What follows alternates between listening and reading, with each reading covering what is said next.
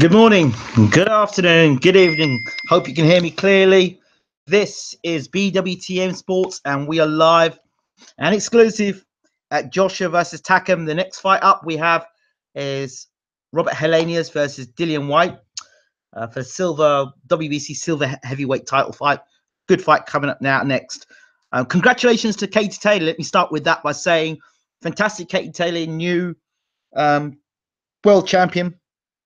I've got to say, I've always been for women's boxing. Way back when I used to do interviews with the likes of Ava Knight and many others, Anna Houliton, Riker. What's the girl I spoke to the other? I keep forgetting the name. The other day I spoke to as well. Lots of women's boxing I follow, and I've always been a big supporter of women's boxing. And for the idiot that thinks that I may be misogynist, doesn't have a clue about me, and these people think they've got opinions on things, but they don't know what they're going back. But I effectively blocked that idiot. And so therefore now we move on. But anyway, it's good evening and welcome to BWTM Sports. Fantastic about Katie Taylor winning the world title. My opinion, I thought she was too open throughout the fight. Didn't move her head. Didn't use the boxing ability I'd like to see. She got the job done, but not the way I'd like to see her get the job done. I'd like to see her get behind a jab and box. This is an Olympic champion we're talking here, not just a person who's just come from the amateur ranks and turn pro. This is a person who's got Olympic champion, and I wanted to see that caliber, that world championship quality, that Olympic quality. But tonight I just saw a person that stood in the pocket a lot of time, wanted to let their own punches off, defensive, irresponsible, didn't use angles, walking straight forward into big shots. At the time she was buzzed by Sanchez. So tonight she got away with it, but you know, you can't keep fighting like that with that sort of skill and ability. If she hadn't had the Olympic pedigree and the World Championship pedigree behind her, I probably wouldn't have been so hard on Katie Taylor and said brilliant performance. But the fact that Katie Taylor actually is an Olympic champion and a previous world champion, I came down a little harder on Katie Taylor. But, you know, all is good in love and war. And at the end of the day, Katie Taylor is now the champion of the world. So congratulations to Katie. She'll be coming right back here to Ireland to have our homecoming, and it'll be a brilliant night for her on a homecoming. So I'm all for Katie Taylor, the new champion, but she was wide open, took far too many punches. And as far as I'm concerned, you have to be honest. You can't just watch boxing and not call it for what it is, because it's irresponsible to do things like that as a commentator, not to call things for what they are. Yes, Katie Taylor is a talent. Yes, Katie Taylor's big. Yes, Katie Taylor's strong. But there we are. Right, big fight. Robert Helenius, Dillian White. Helenius 33, 26 fights, 25 wins, 16 by KO, 1 loss. It's a big fight for Dillian White, by the way. This is his toughest test to date since he fought Anthony Joshua, in my opinion. Genuine. And Helenius, let me get something straight here. Helenius has the power to knock Dillian White out. Don't be mistaken about this fight. A lot of people talk about Dillian White wanting to fight for a world title. Dillian White needs to be very careful tonight, because Helenius has the power to knock him out. Helenius is a good fighter. You know,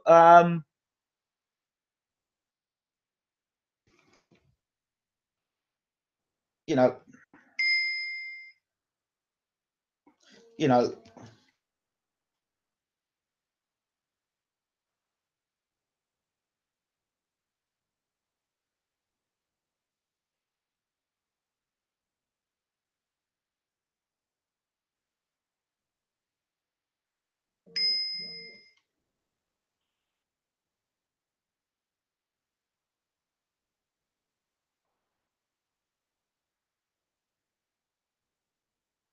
people are questioning as to why I have said what I've said. About Katie Taylor. But I thought it was a good performance. A very good performance. A good performance, but not great, but a good performance. Now we're on to Dillian White versus Robert Helenius. Everyone's entitled to an opinion. I just call it as I see it. It might not suit the general public that does a lot of ass kissing, but I tell it as it is. Robert Helenius, Dillian White, big fight for Big Dill now. The talking's over. Now he has to prove that he is an elite fighter. Tonight he has to prove it. He's fit, he's strong, and he's ready. And this is round one. Dillian White, Robert Helenius.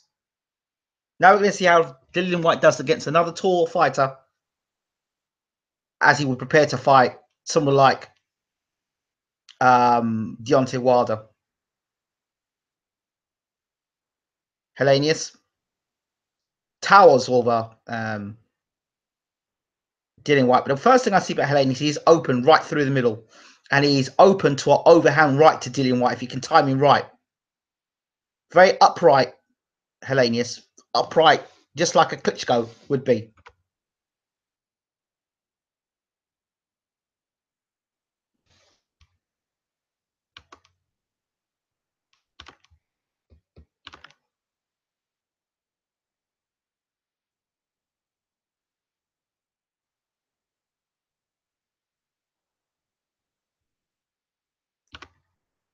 Okay.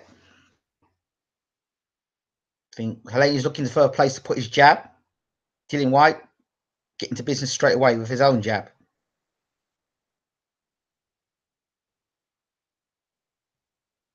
Helenius, when he throws the jab, he does leave his right left hand out there to get caught one over the top. If Dillian White is all right, see this right. There's a opening when he drops his jab. He leaves his jab out there for Dillian White to pop a right hand over the top.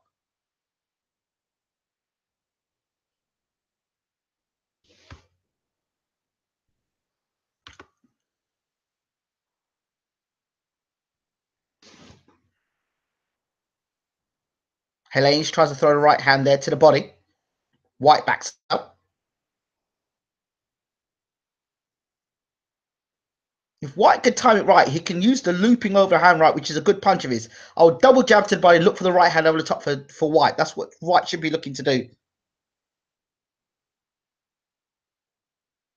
White just misses with the right hand there and then misses with the left hook. Helenius jumps back from it.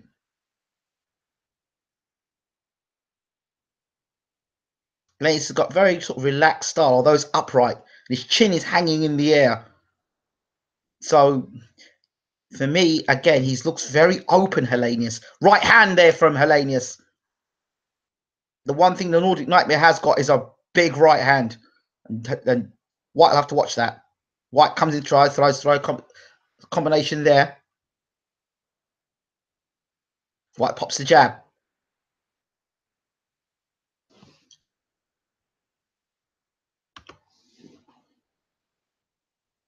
Now he throws a body shot. Good body shot there from Dillian White. End of the first round. Both guys touch gloves. Back to the corners.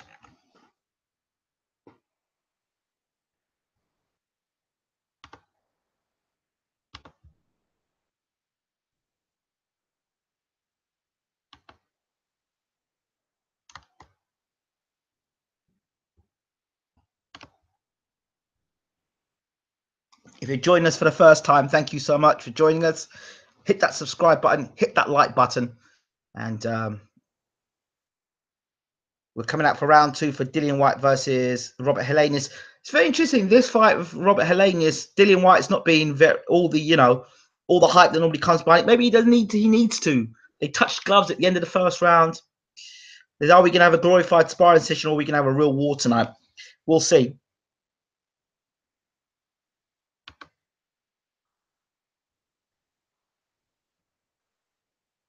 This is round 2. Helenius behind the jab. Dillian White hits him with a double jab. Again, every time that Helenius throws the jab, he does leave himself open. He's wide open to a right hand over the top if Dillian White catches him right.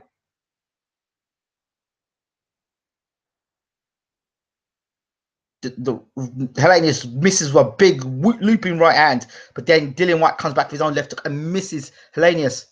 So there was intention with both of the shots there. The right hand of Helenius, the left hook of White.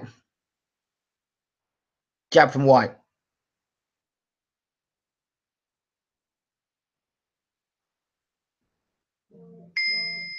Double jab from Dillian White. White getting onto the front foot, using the jab. Helenius hits him with the jab as well.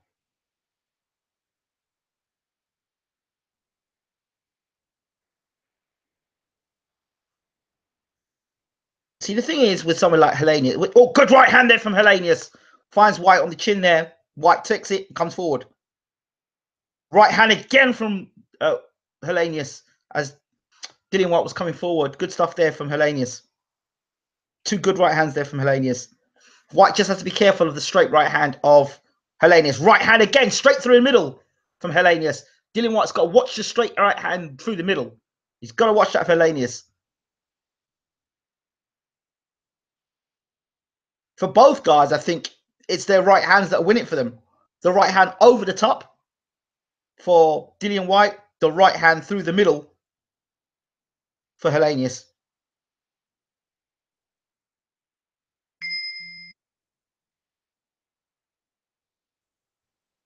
Again, Hellenius back in against the ropes. Now backs off against the ropes.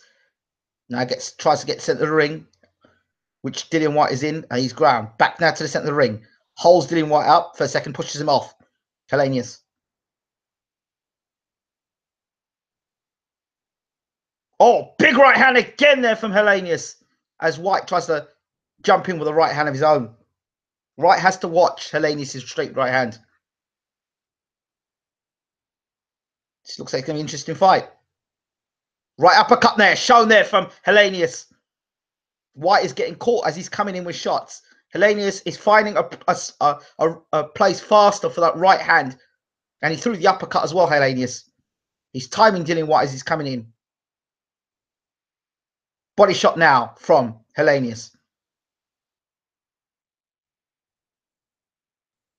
Different fight for Dillian White tonight. End of the round. That was a Hellenius round for me.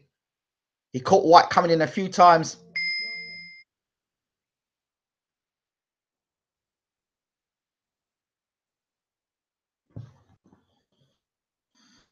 It's a lot of people wanting Dillian White to fight for a world title. Then he's going to have to beat the likes of Hellenius to do it.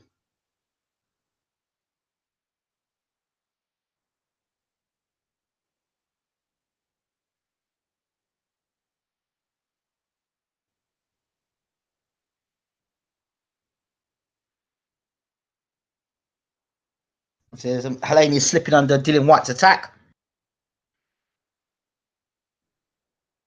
No big rush for Hellenius. Dillian White's got to jump on Hellenius and not allow him to get into a rhythm, not allow him to get behind a jab and find spots for the right hand. Because at the moment, he's finding a home for the right hand, whether it be the straight right hand or the right uppercut. He's timing Dillian White as he's coming in. This is round 3. I gave Hellenius the second round. I couldn't score anything for the first round, but second round definitely for Hellenius. This is round 3. Dillian White versus Robert Hellenius.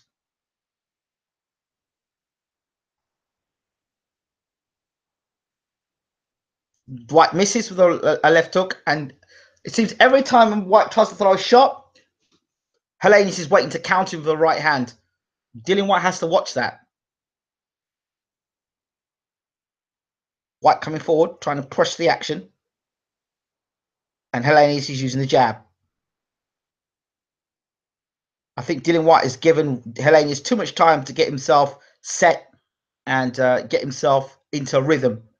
You don't want a guy like Hellenius getting confident with his jab. Big winging right hand from Dillian White misses. Hellenius just slips out the way of it. I can see what Dillian White is looking for. Hellenius behind the jab again. I can see the opening that Dillian White can see as well. Again, White, big White right hand missing. Hellenius slips away from it again. There's no accuracy in White's work at the moment. Oh, he digs one to the body. Good left hook there from Dillian White. White's trying to make a fight of this, that's for sure. As he walks forward. Now he tries to throw a right hand over the top. White trying to walk Hellenius back to ropes now. He landed a good shot. Left hook to the body from Dillian White. That's more like it from him. White again, pushing the action. I think he hurt Hellenius with a good body shot there. Good two-punch combination to body. Now to head from White. Hellenius spins out of there. White's body shot. Good right hand over the top from White because Hellenius' chin is out there. Those body shots definitely hurt Hellenius. Now Hellenius Nice, long jab. Left jab, right hand Helenius, straight through the middle of Dillian White's guard. Again, White now digging to the body of Helenius. Good attack here from Dillian White. Helenius leans back against the ropes. This is better from White. Left hook to the body this time from White. Find his range better. Straight right hand through the middle from Dillian White. And a right hand to the body from White. These are slowing Helenius up tremendously. White to the body. Backing Helenius up against the ropes. Helenius responds with a nice, wicked right hand to the body. This fight's beginning to hot up now. Helenius with the jab. Jab 1-2 from Helenius. Then the left jab again. Dillian White. Every time he gets to the body, gets Helenius against the ropes. He goes working the body. Good stuff from Dillian White. That round was definitely a Dillian White round. That was better. White didn't allow Helenius this round to work the way he was working the previous round. Got to the body when he got him against the ropes. Worked nice combinations to body and to head. So Helenius felt the White power in that round, and the body shots definitely. Helenius is sitting on his stool, wide-eyed, thinking, "Bloody hell, this guy can throw a good body shot." That's what he looks like. He looks wide-eyed. If he didn't get the attention, he was half asleep. Sometimes Helenius boxing looks like he's half asleep. Well, he's wide awake by them body shots now by Dillian White. That was the best bit of work there from Dillian White. They'll see now in the background now Carlos Takam in his dressing room getting taped up. He's got headphones on at the moment, listening in. Okay. This should be round 4. I hope somebody can confirm it's round 4. It is round 4. Round 4. Helenius versus White. Robert Helenius won the second for me. White won the third. This is round 4 now. This fight's now going to pick up pace. Here's Helenius. Whips the kind of right uppercut, comes straight right hand. Connects on White. But White continues to walk forward. White tries to chuck a right hand on the top. Misses with a left hook to the body. I'd say White's best work is when he's been against the ropes. When he's got Helenius against the rope, that's where White works his best. When he tries to wing these big right hands and left hooks, Helenius has seen it coming and being slip away from it so far. I suspect if White works the body more in round 7 and 8, probably Helenius will not be able to pull away so much from them punches, and then you can bring the right hand over the top because Helenius's footwork, and he'll be a lot more tired. And if he keeps working the body like he is, then that might be more effective then. Double jab from Helenius. Pushing the jab out. Backs himself to the ropes. Big right hand from Helenius.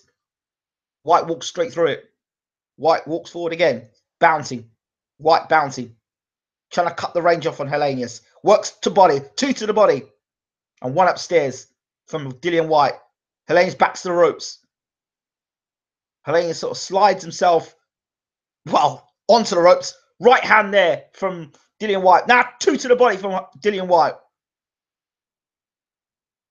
Helenius wants to stay off them ropes because that's where Dillian White is loving it. White closing the range down on Helenius. Big right hand over the top from White, which lands on the top of Helenius' forehead. He took that. Dillian White growing in confidence, marching forward, taking the best what Helenius has got, tucking up, and then loading a right hand up right through the middle on Helenius. Helenius spins him.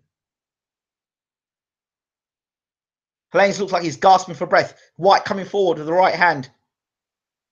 Jab from White now. White is finding Helenius, and the problem with Helenius is he's got his chin right up in the air, and he doesn't move his head. So he's there. Oh, big left hook there from Dillian White. So as long as he's accurate, White is going to hit Helenius on the chin because he's so upright, and he doesn't move his head. So he's there to be nailed.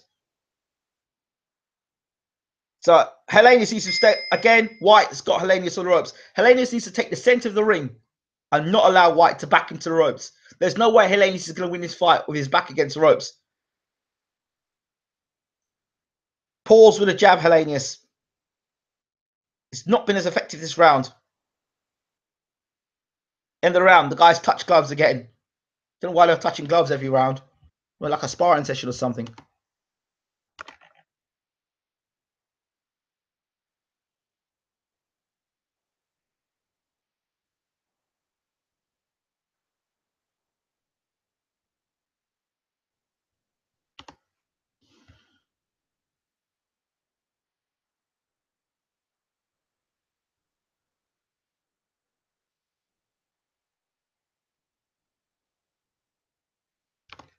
Okay, we're just waiting for round. I think it's got to be round 6 now.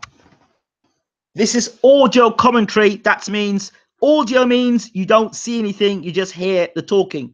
There is no visual. But if you want to see the fight live, I suggest you look on Twitter.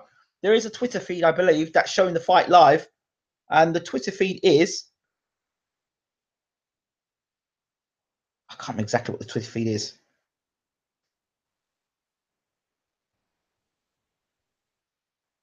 Can't remember what the Twitter feed is. Round 5 anyway. I think streaming boxing video, something like that. But there's a live stream on Twitter at the moment, which is showing the fight. In fact, I tweeted it on my Twitter page, Bayloric TV. White with a double jab. This is round 5. Throws a right hand over the top, dealing White. Henley is back into the ropes. White double, well, right hand, left hook to the body. Again, he's winging with the right hand, left hook. He's just going, tucking up tight, trying to walk Hellenius to the ropes and land body shots. Guys, White again throws a left hook to the body, right hook to the body, then right uppercut through the middle. The right uppercut just missed. All right hand there. Hellenius tried his own right hand. White hit with a left uppercut there. Nice little shot inside. Again, Hellenius is not going to win this fight fighting off the back foot against the ropes. He can forget it. At this point, oh, White threw a big left hook and Hellenius slipped out the way of it. White used the jab. Tucking up tight again. Hellenius against the ropes. There is no way Hellenius is going to win the fight off the ropes. Body shot. Big body shot again. Nice body shot there from Dillian White. Again, 2 body shots. And 1 to the head. Again, Hellenius against the ropes. Hellenius throws a combination now off the ropes. White's tucking up tight. And again, works the body. Hellenius just fighting off the ropes now. White just coming forward. A big right hand over the top from right. Then a left hook. Hellenius slips out the way of the left hook.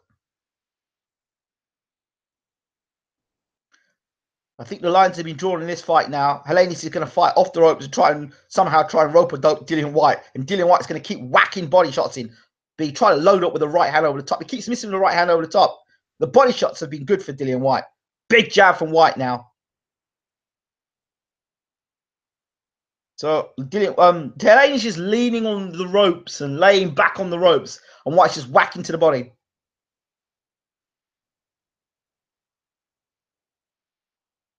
You know, looking at Hellenius, this is not the same guy who was going out knocking everybody out before. Since he's been knocked out, Hellenius has not been the same fighter. Since he had those contractual issues and then he came back and got knocked out, he has not been the same fighter. I don't know what it is about Hellenius.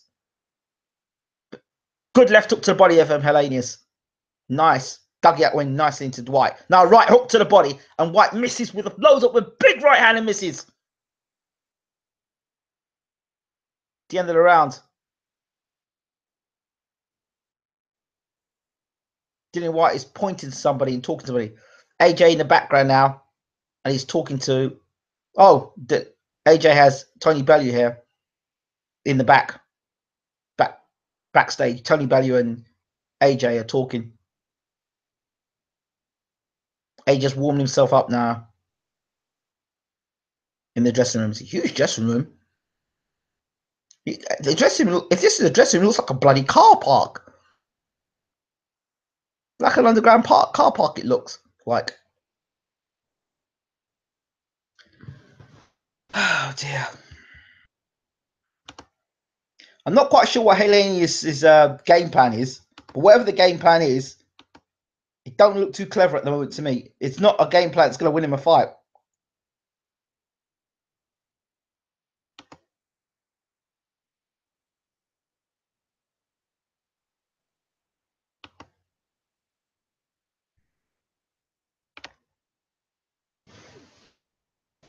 This is round 6. Dillian Whyte coming forward. Jab to the body. Left hook, right hand over the top. Top of the temple of Helenius there. Helenius takes it. Jeff jab, right hand. I said Dillian Whyte's going to start to find Helenius more. Big right hand just misses Helenius' chin there. Helenius looks like he is tiring. And there's less movement from Helenius because of those body shots earlier on. Big right hand to the body. I tell you something, I wouldn't be surprised if Dillian Whyte has busted a part of one of Helenius' ribs here. I would not be surprised. Helenius backs the ropes again. He's looking to catch Whyte off the ropes and catch the best of his shots.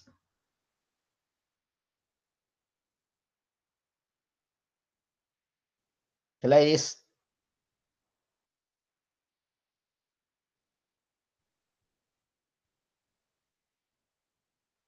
Whyte just hunting his man down. You just got to think yourself, okay, this is Robert Helenius. Body shot, 2 body shots, and then a headshot. This is Robert Helenius, who's tall, but he doesn't hit with the sort of power that Deontay Wilder will. He doesn't hit with the frightful power that Deontay Wilder will hit Dillian Whyte with, should they meet. Whyte. And then he throws a jab.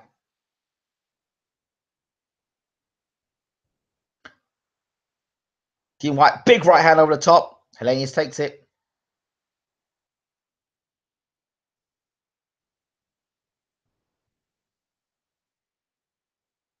Right hand here from Dillian Whyte. Walking forward. Missing there.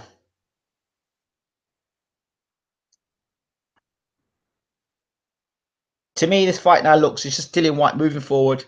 Helenius fighting off the ropes and Dillian Whyte whacking body shots in, trying to break Helenius down. That just basically looks like how the story is going to go now. Jab from Whyte. Right hand from Whyte. Left hook to the body from Whyte. Helenius still there.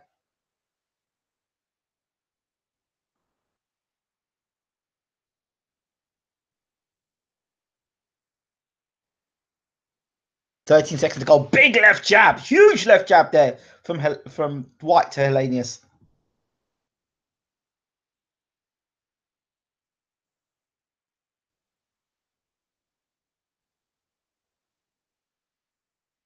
I think Helenius' gumshoe fell out of his mouth.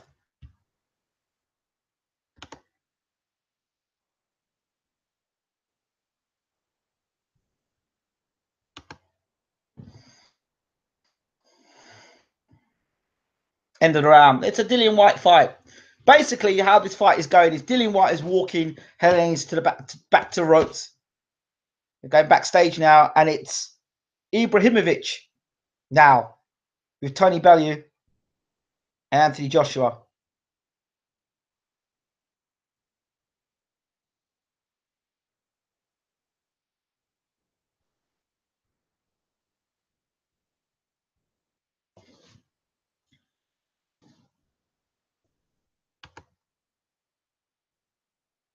No, there's no live links here tonight, people. Sorry. This is audio commentary only.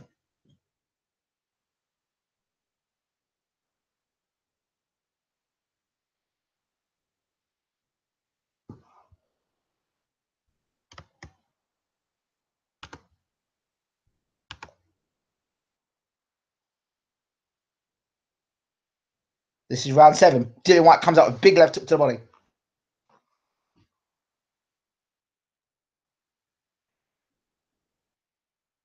Apart from the 3rd round, Dillian Whyte has won every round for me. Dillian Whyte comes out energized for round 7. Helenius leans against the ropes. Same old. Tries a sort of looping left hook, tucks himself up tight to Helenius because he knows what's coming. He knows, uh-oh, here comes them body shots again. There goes Dillian Whyte, double left hook to the body and then brings a right hand up through the middle now. Whyte, big right hand over top from Whyte. I think Helenius can see that right hand. I was going back to Wilder. Good left uppercut there. Right hand straight through the middle from Dillian Whyte. Going back to Wilder, looking at Dillian. Wilder will not allow Dillian Whyte to walk in on him like that. Wilder's much faster than Helenius. He's as tall, but he's got a frightening right hand. And Dillian Whyte will not be able to walk through on Deontay Wilder with that right hand. Should Deontay Wilder beat Bermane Stiverne next weekend? Whyte with the left jab. Nice strong left jab there from Whyte. Jab to the body from Whyte. Whyte up on his toes, looking to find some rhythm, bouncing from left to right. Now he walks Helenius back to ropes. Big left, right hand to the body. Helenius backs up. Whyte moves forward now. Helenius tucking up again.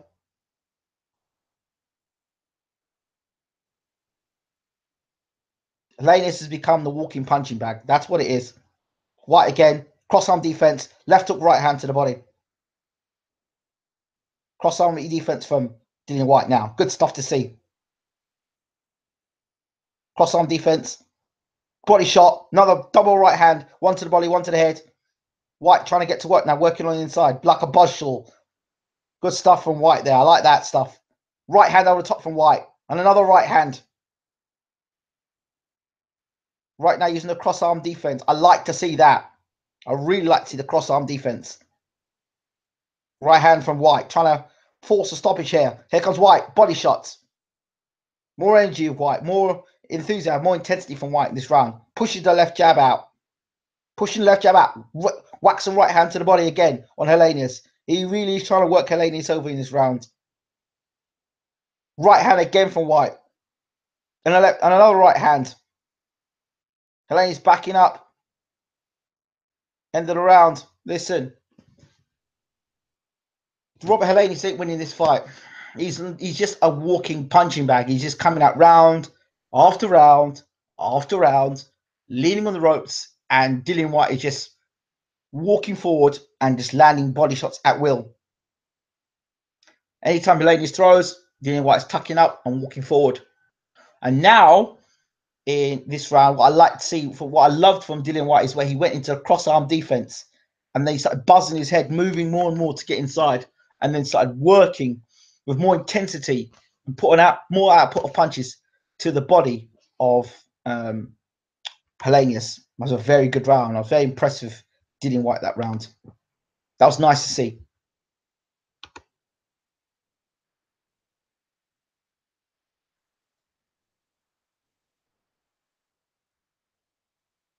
Yeah, no, but you see, you say Wilder's a joke. That straight right hand is no joke.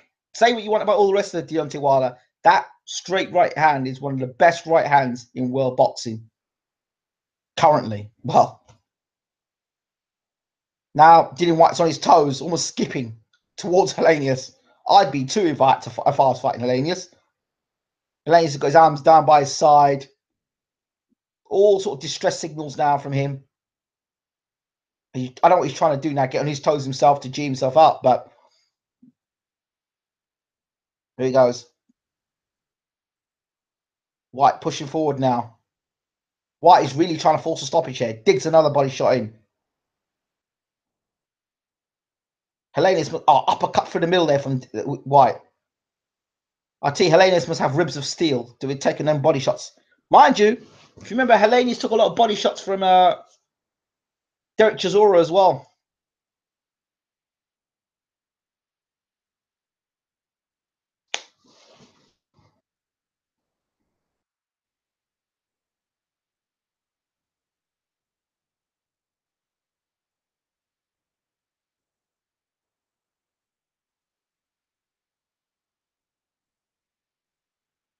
Body shot up through the middle from Dillian Whyte. Dillian Whyte moving from left to right. Walking forward on Helenius. Oh, good. Wicked. Left hook to the body there from Whyte. Helenius is just like a walking punching bag, I swear. Oh, big right hand there from Whyte. At this point, you know what? His corner needs to pull him out. I don't know if Hellenius has got busted ribs. I don't know what it is. Right hand there. All that needs to happen is for Hellenius to get knocked out. But other than that, he's not doing anything else. Popping out the occasional jab, the occasional right hand. But it's all Dillian Whyte on work rate. You could save Hellenius for another day, man. Save him for another day.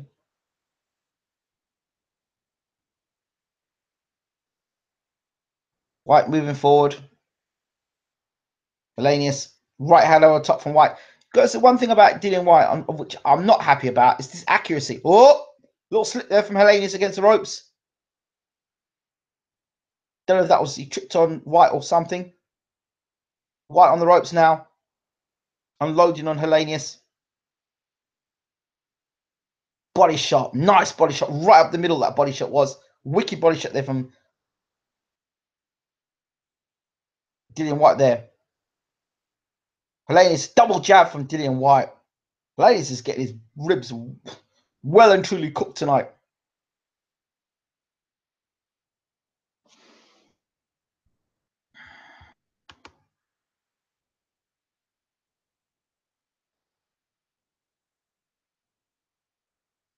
Whyte is just dominating the fight. It's not even a fight. It's a one rowdy beating. That's what it is. It's not savage. It's just a beating. And they're talking to Robert McCracken at the moment. Good old Rob. I like Robert McCracken.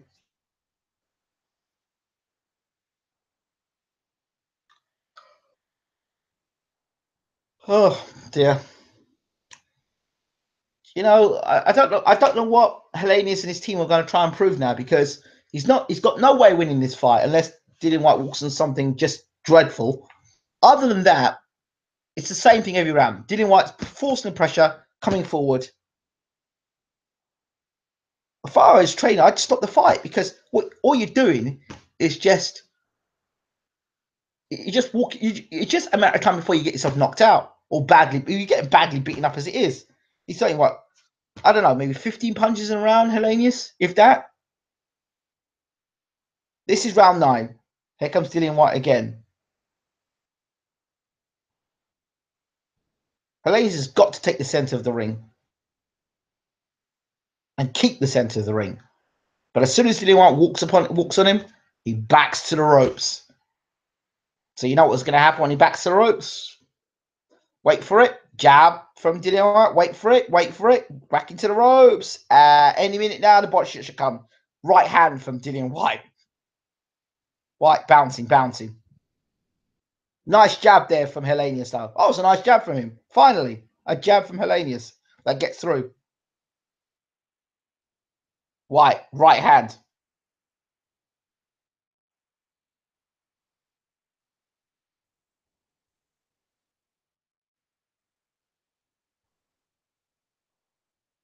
I think Hellenius is trying to throw a few more punches in this round. Body shot, whips in, then the uppercut from Whyte.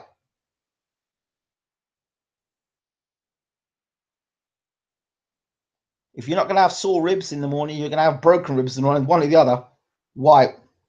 It's a nice body shots, uppercuts inside from Dillian Whyte.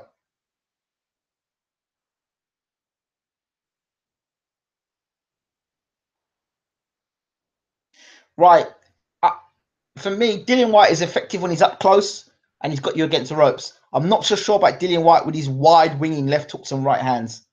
The jab is good for him on the outside. You should use a jab, work, and just keep working on the inside. That's where Dillian Whyte does his best work. And that's why he's less clumsy as well. Big right hand over top. Don't know why he's trying that right hand over top, because it's not working. Just work the body, Dillian. Just keep working the body, mate. Keep working the body, which he is now. Dillian Whyte, jab to the body. Hellenius. Oh, dear. Expect a little bit more from Robert Hellenius, you know. But Whyte switching from left to right and then throws out the right hand. Like that. Dillian Whyte's trying things. He's trying to open Hellenius up. Even it's shifting his body weight from right to left. Big right hand over the top from Dillian Whyte. Hellenius looks disorganized. Blood coming from the nose. Just getting beaten up.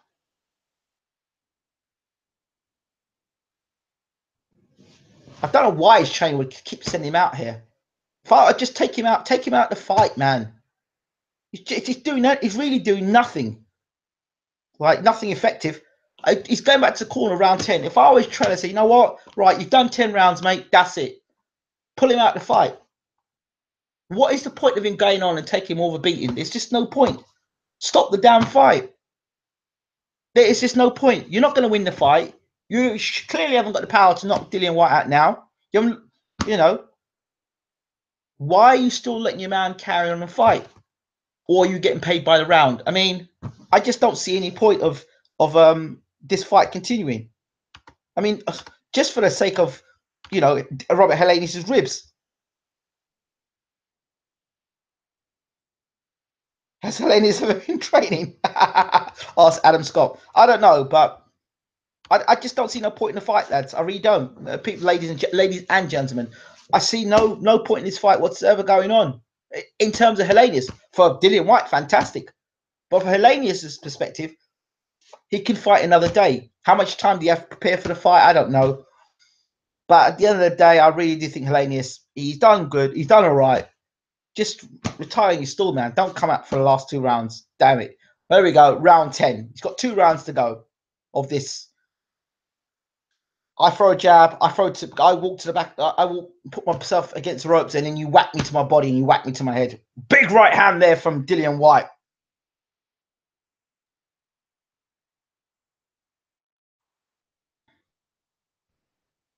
It was an inch away from connecting fully on Helenius' chin there. This is round 10.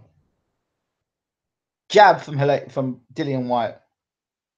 Whyte, closing range, right hand misses.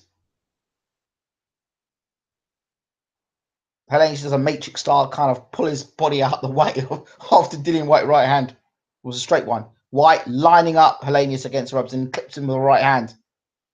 Helenius pulls himself out. Big right hand again. Helenius just pulls his chin out the way in time. Helenius now whips a right hand to the body.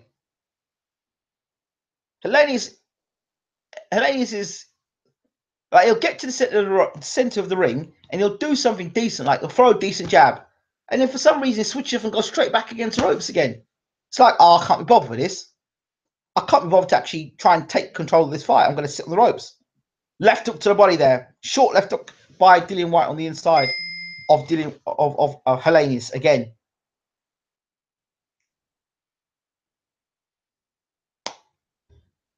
Sky just wanted to let everybody know that Dillian Whyte gave Anthony Joshua his first defeat as an amateur in 2009. Yep. And I'm telling you that Anthony Joshua gave Dillian Whyte his first defeat as a pro a few years ago. Now here we are. This is round 10 with a minute to go. And Dillian Whyte still coming forward. Still coming forward. Robert Helenius still slipping the straight right hand when he's on the ropes. Whyte again, right hand. Big right hand over the top from Whyte. Helenius left jab. Oh, dear. Right hand again.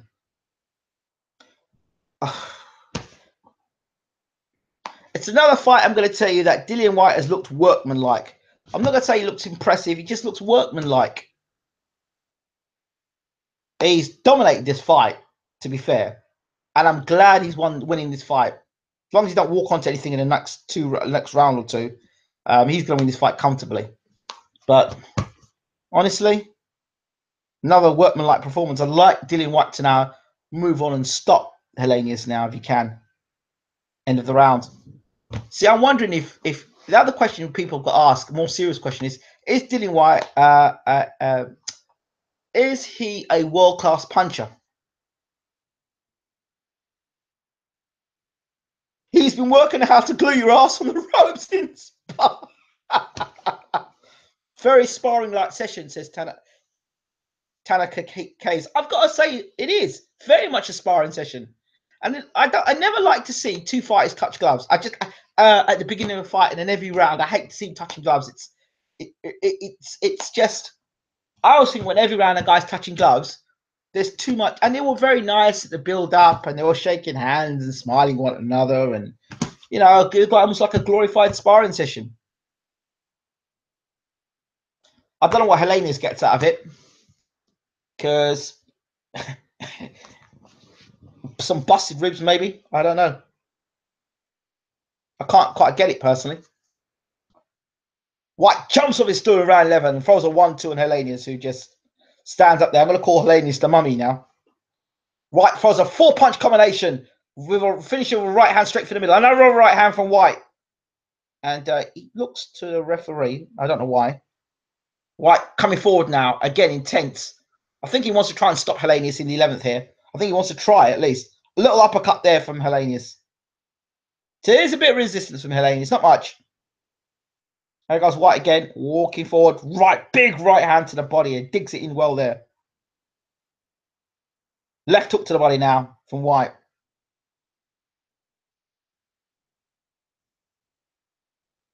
Right hand, left hook, right hand, left hook to the body. Again, White's got Helenius on the ropes. 1, 2, 3 punches against the ropes. Helenius answers with a jab. White pushing forward with a jab. And again, this is round 11. White again. I think the verdict might be out that Dillian White is a world-class puncher. Body shot. Left hook to the body. Nice left hook inside there. Like that left hook there. I think Dillian White, I think Deontay Wilder will look at Dillian White and think, yep, I'll take that fight. I'm not sure how effective Dillian White is on the outside. I mean, he's up close. He seems to be quite dangerous, but his attacks from the outside can be quite crude, and he misses with the right hand a lot. But up close is where White does his best work. When he tucks up tight, when he gets close to you, and he misses with that big left hook. He misses with the left hook. I think since the injury, he's not been the same fighter, Dillian White, in terms of his left hook. He misses with that left hook a lot of the times. Helenius against the ropes again. Here comes Dillian White. 2 to the body and 1 to the head. White, Helenius back into the ropes again. Big left hook to the body. And then a right hand. And Helenius answers with 1, 2.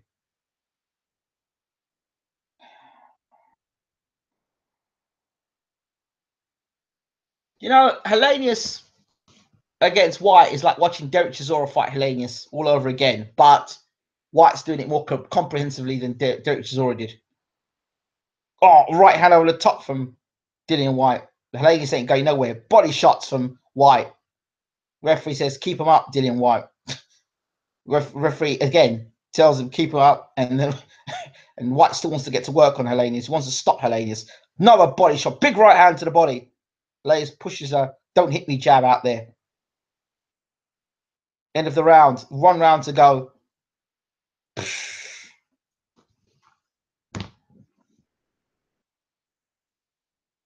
Helenius looks like a guy who's been pulled out of the crowd and been told, right, I want you to stick up, stand up, and take as much blows as you can for now, as long as you can for 12 rounds. And every round I'm going to pay you $100 to stay on your feet. And that is exactly what's going on here. Helenius is being told to stay on his feet.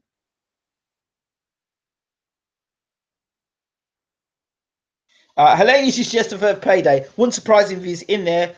Got a bonus if he takes White rounds. I would have given him a bonus to piss off out of it for 6 rounds ago. But White is poor. I have to say, why is everybody talking? Why is everybody talking about Dillian White fighting and Deontay Wilder? I just don't see it. I'm sorry. I just don't see it. I'd like to see Dillian White fight for the WBA title. I said before. Nice bouncing step for Dillian White. This is the 12th round now. Bouncing. Dillian White's fresh as a daisy.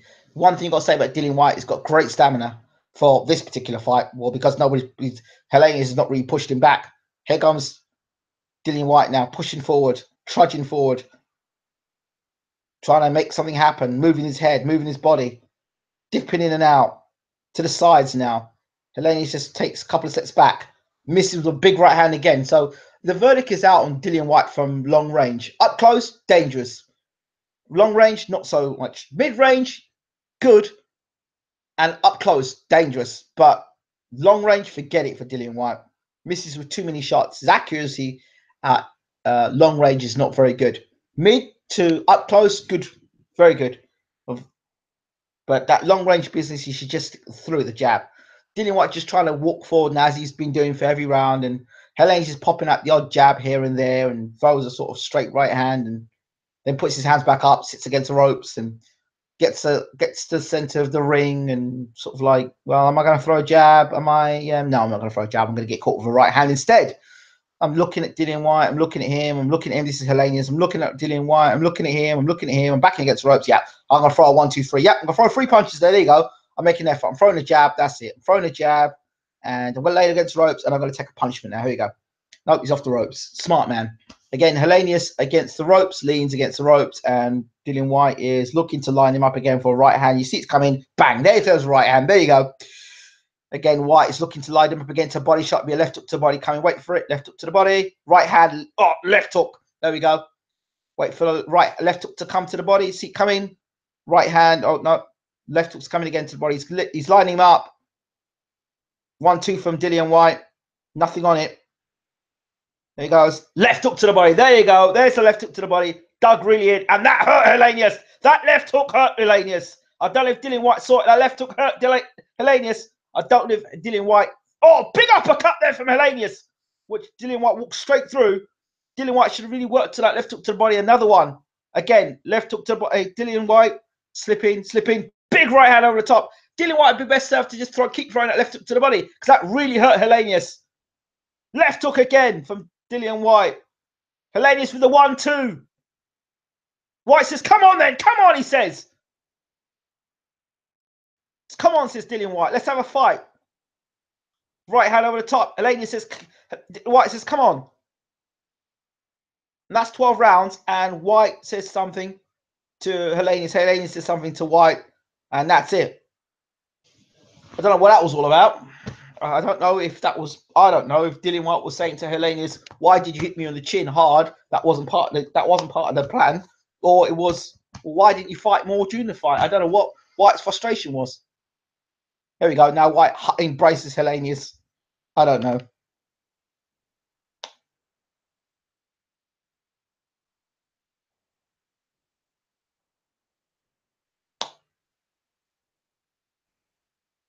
Whyte is Derek Shaw 2.0. Oh. Well, I don't know, guys. I don't know. Jab from him. There you go. And then there's the right hand to the body. All right. Okay. So my overall post-fight thoughts on Whyte versus Helenius is quite simple. I think he's going to get a unanimous point decision here. Dillian Whyte, another workmanlike performance. I'm not going to say I was highly impressed with Dillian Whyte. I was impressed with him in points. I was impressed with him when he was mid-range to up close. There we go. Joshua is bouncing up. I think he's next up. I must have missed a Dave Allen's fight. But anyway, Joshua's now bouncing. He's moving left to right. He's just backstage. I don't think he's gloved up yet, though. So, yeah, as I was saying, Dillian Whyte, I was impressed with him mid to up close. It was good. From a long range, his jab was okay. Things I did like, I liked when he used a cross-arm defense. We looked to try and close Helenius down. His left hook to the body seemed to be his best punch. Liked the way he put combinations to the body. Did like the way he kept trying to throw the same looping right hand all the time. That didn't work. But otherwise, a good performance from Dillian Whyte. Again, workmanlike. Not impressive, but workmanlike. The Dave Allen fight was workmanlike. The Ian Lewison fight was workmanlike. The Chisora fight, I thought he lost. And this fight now against Robert Helenius was workmanlike. If I'm Deontay Wilder and I see this performance, I'd say, you know what? Let's not allow it. What Dillian Whyte has got is that mid to up close work that's good and will work the body of Deontay Wilder should they ever meet. What the problem for Dillian White will be is getting on the inside, because when he decides to get on the inside, he's going to discover he's going to get hit with a right hand, and it's going to be faster than what AJ hit him with, and he's going to discover Dillian White that Deontay Wilder is a different breed of puncher, and that's going to be the difference. I see that straight right hand, you know, and early on, Dillian White was getting hit with a straight right hand all the time by Helenius, particularly in the third round. So a workman-like performance of Dillian White. I'd like to see him knock out Helenius. My question marks about Dillian White: is he a world-class puncher? I think the verdict's out on that. Has he got another gear, Dillian White, or is this the way he is now? And those injuries that Dillian White's had in his career, has that taken something off his punch power? I don't think he's been the same fighter since the injury to his shoulder. I don't think he's been the same fighter. So there's some question marks there about Dillian White. He still has to answer. I don't know what to say about Dillian White. To be honest, I really don't know, people. I don't know what to say. I really don't know what to say. I wish I could tell you more, but I don't know. I'm not sure where the Deontay Wilder thing on the world title fight. I don't know, but I'd like to see White continue these sort of fights. The Delaney's world, you know, Big Baby Miller. I don't know how that fight will go against Big Baby Miller. You know, I don't see him point in fighting Big Baby Miller. Marius Vac, another fight I think he should fight. Molina, this fight he should have. Duhapis, those sort of guys. Those sort of guys, I think, Spilker, Brian Jennings. They're the sort of guys I think Dillian White should be fighting now. I think Dillian White, Deontay White at this stage is not right for Dillian White. I'd like to see Dillian White maybe challenge for, like I said, the WBA title. Even Dillian White versus Shannon Briggs, good fight. Dillian White versus Lucas Brown, another good fight. We'll have to be careful with Lucas Brown, because Lucas Brown is heavy-handed, very heavy-handed. That's one thing about Lucas Brown. You can say what you want. He's a doorman and all the rest of it, but Lucas Brown can punch. So you need to be very careful. So again, a very lackluster fight for me. White fought well in spurts. I like the cross-arm defense. I'm really impressed with that. But I don't know, people. I don't know what to say, people. I don't know. I feel I'm frustrated for Dillian White, because up to this day, he hasn't put on a spectacular performance. When he fought Brian Minto, he looked off. He still looks off. And you know what? I've come to the conclusion that I don't think the promoter's good for him, and I don't think his trainer's good for him, because he's doing the same things every fight. He's missing with the right hand every fight. He's missing with the left hook every fight. He's not, in terms of from long range, he's still missing with big winging right hands. So that's got to do with the pad work and the training from the trainer. So I don't know if Dillian White's got the right fit with his trainer.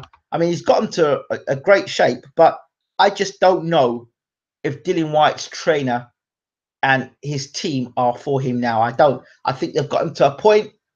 Dillian White needs to kick on and find another trainer that's going to take him to the next level. I'd like to see someone like Dillian White or someone like Ronnie Shields, who'll take him to that next level, who'll add things to his game and also tighten up in his punching. Instead of showing Joe Cordina, we should have Johnny Bloody Nelson and Matthew Macklin talk bollocks.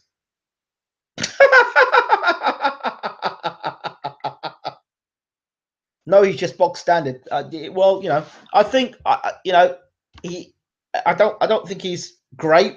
I think he's good, but I think it's time to move Dillian White on. I really do. I think it's time to move him on. I think he needs to change trainers, and I certainly think it's time to change promoters. I really do. You know, I just don't see how, in my opinion, how this Eddie Hearn thing with Joshua. Eddie Hearn's got Joshua. So any other heavyweight after Joshua is going to get is always second place, you know. So just watching Joshua here go through the gears at the moment when he first turned pro, right? Wow, he looks so different. His body structure looks so different as well. When Joshua first turned pro, he was still very slim. And then you can see he's actually got bigger in his body. His physique has changed. Joshua's physique has changed so much. If you look at when he first turned pro, Joshua, and look at him now, he's gotten bigger and bigger and bigger. Then there's Joshua and Dillian White. Here we go, the left hook where Joshua got hurt, and then it's showing Joshua knocking out Dillian White. Charles Martin fight.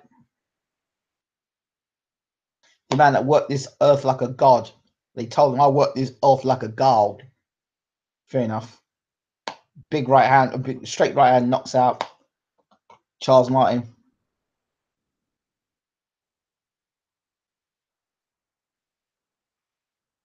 Vladimir Klitschko versus Anthony Joshua.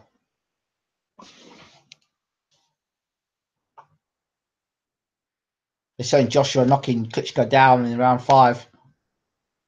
Then they're saying Klitschko knocking Joshua down.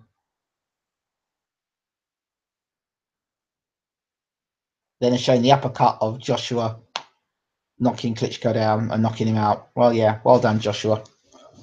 I remember not even about an hour out, couple hours later, I was at the hotel of Klitschko, and I was talking to James Ali Bashir after the fight.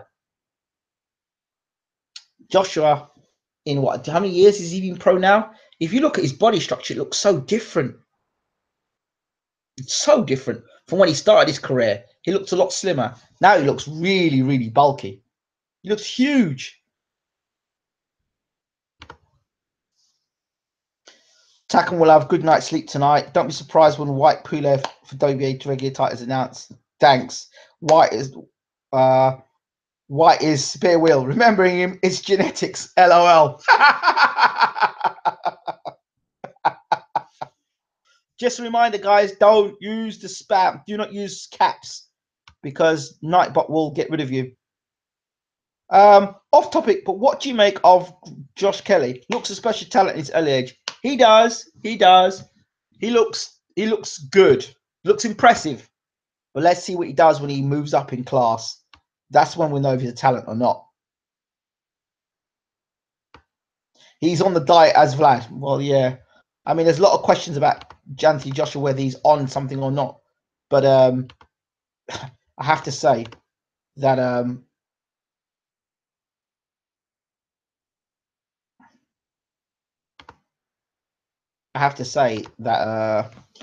that body structure, I don't understand it. I don't get I mean, I don't know how many years ago it was when he first turned pro, but his body structure, my God, he looks slim.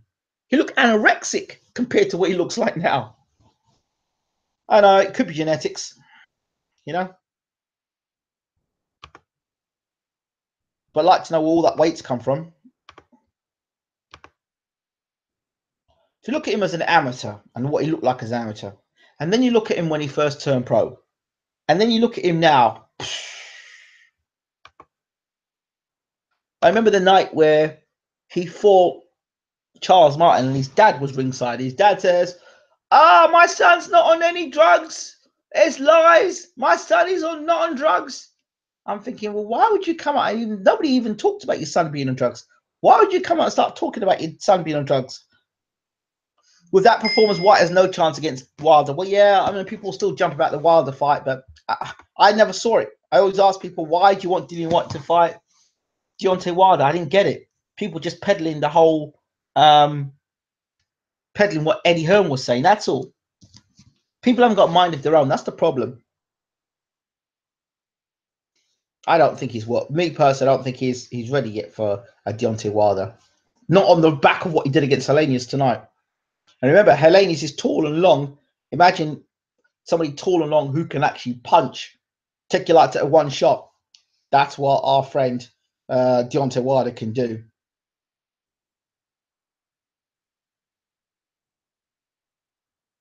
And only one man so far has gone 12 rounds with Deontay Wilder, and you know who that man is. And he fights him next Saturday night. I don't know what to say to you people. I really don't.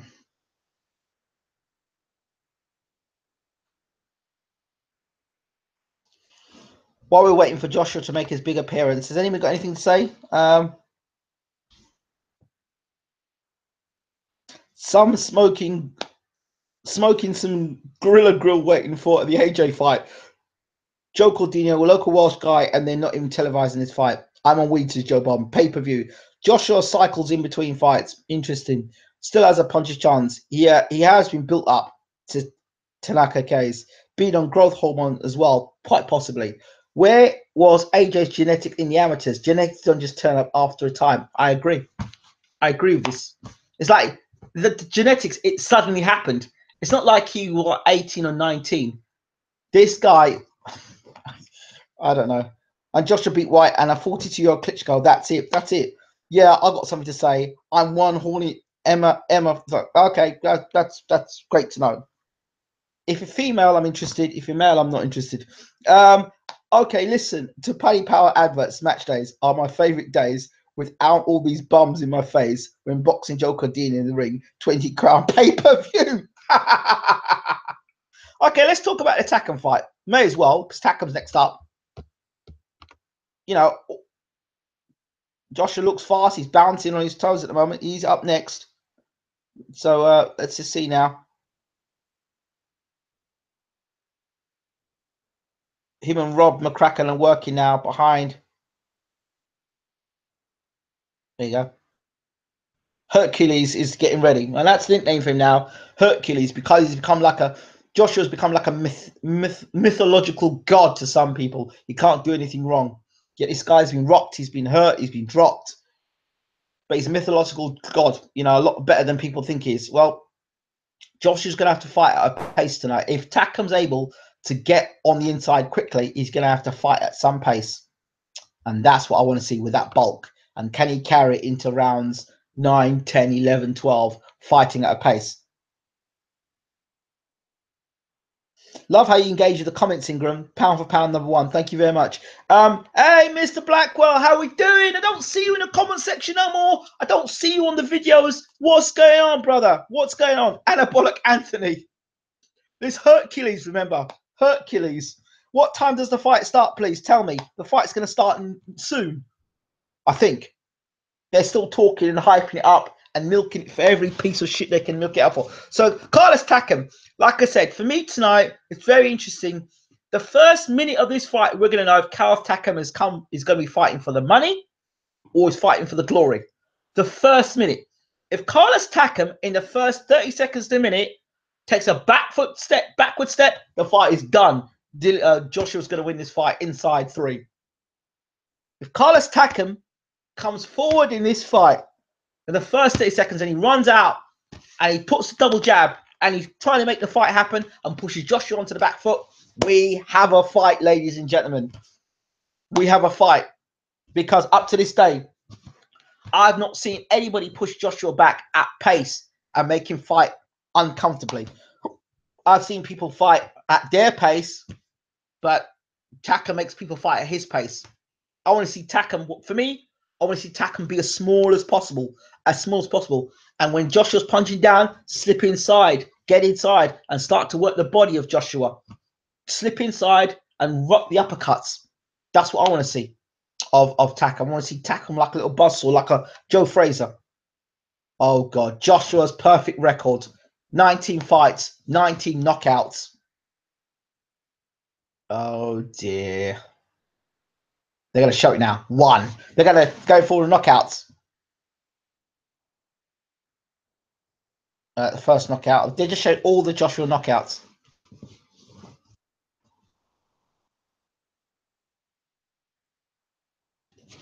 While this is going on, I think I might just see if I can get some other things sorted while we're waiting. See if we can get ourselves a nicer picture.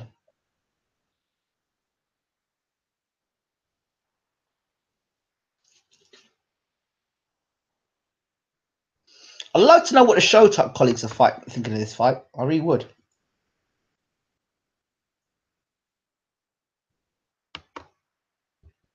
I'd be very interested to see what they think.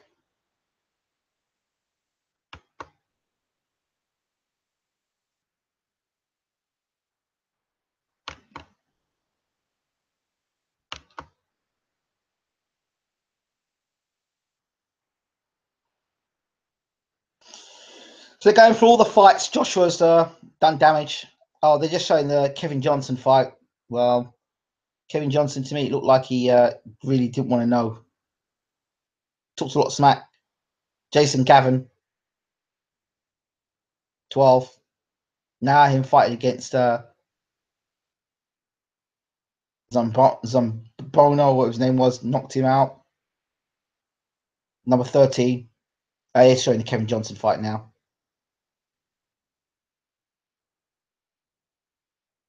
Round one stoppage of Kevin Johnson.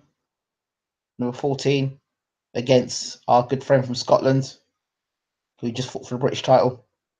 Got knocked out in a round. The Highlander. 15 against Dillian White.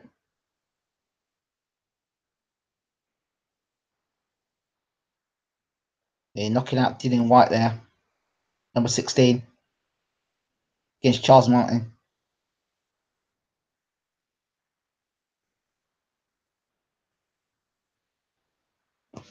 World champion. First defense against Dominic Brazil.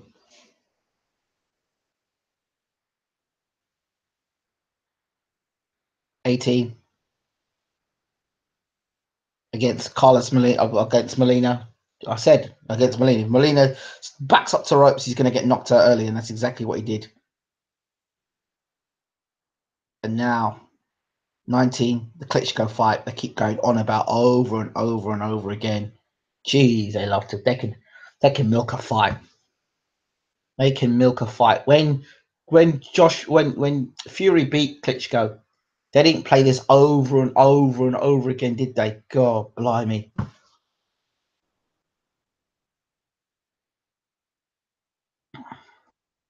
Number 20. For me, I want to see Takam take the fight into the second half of the fight.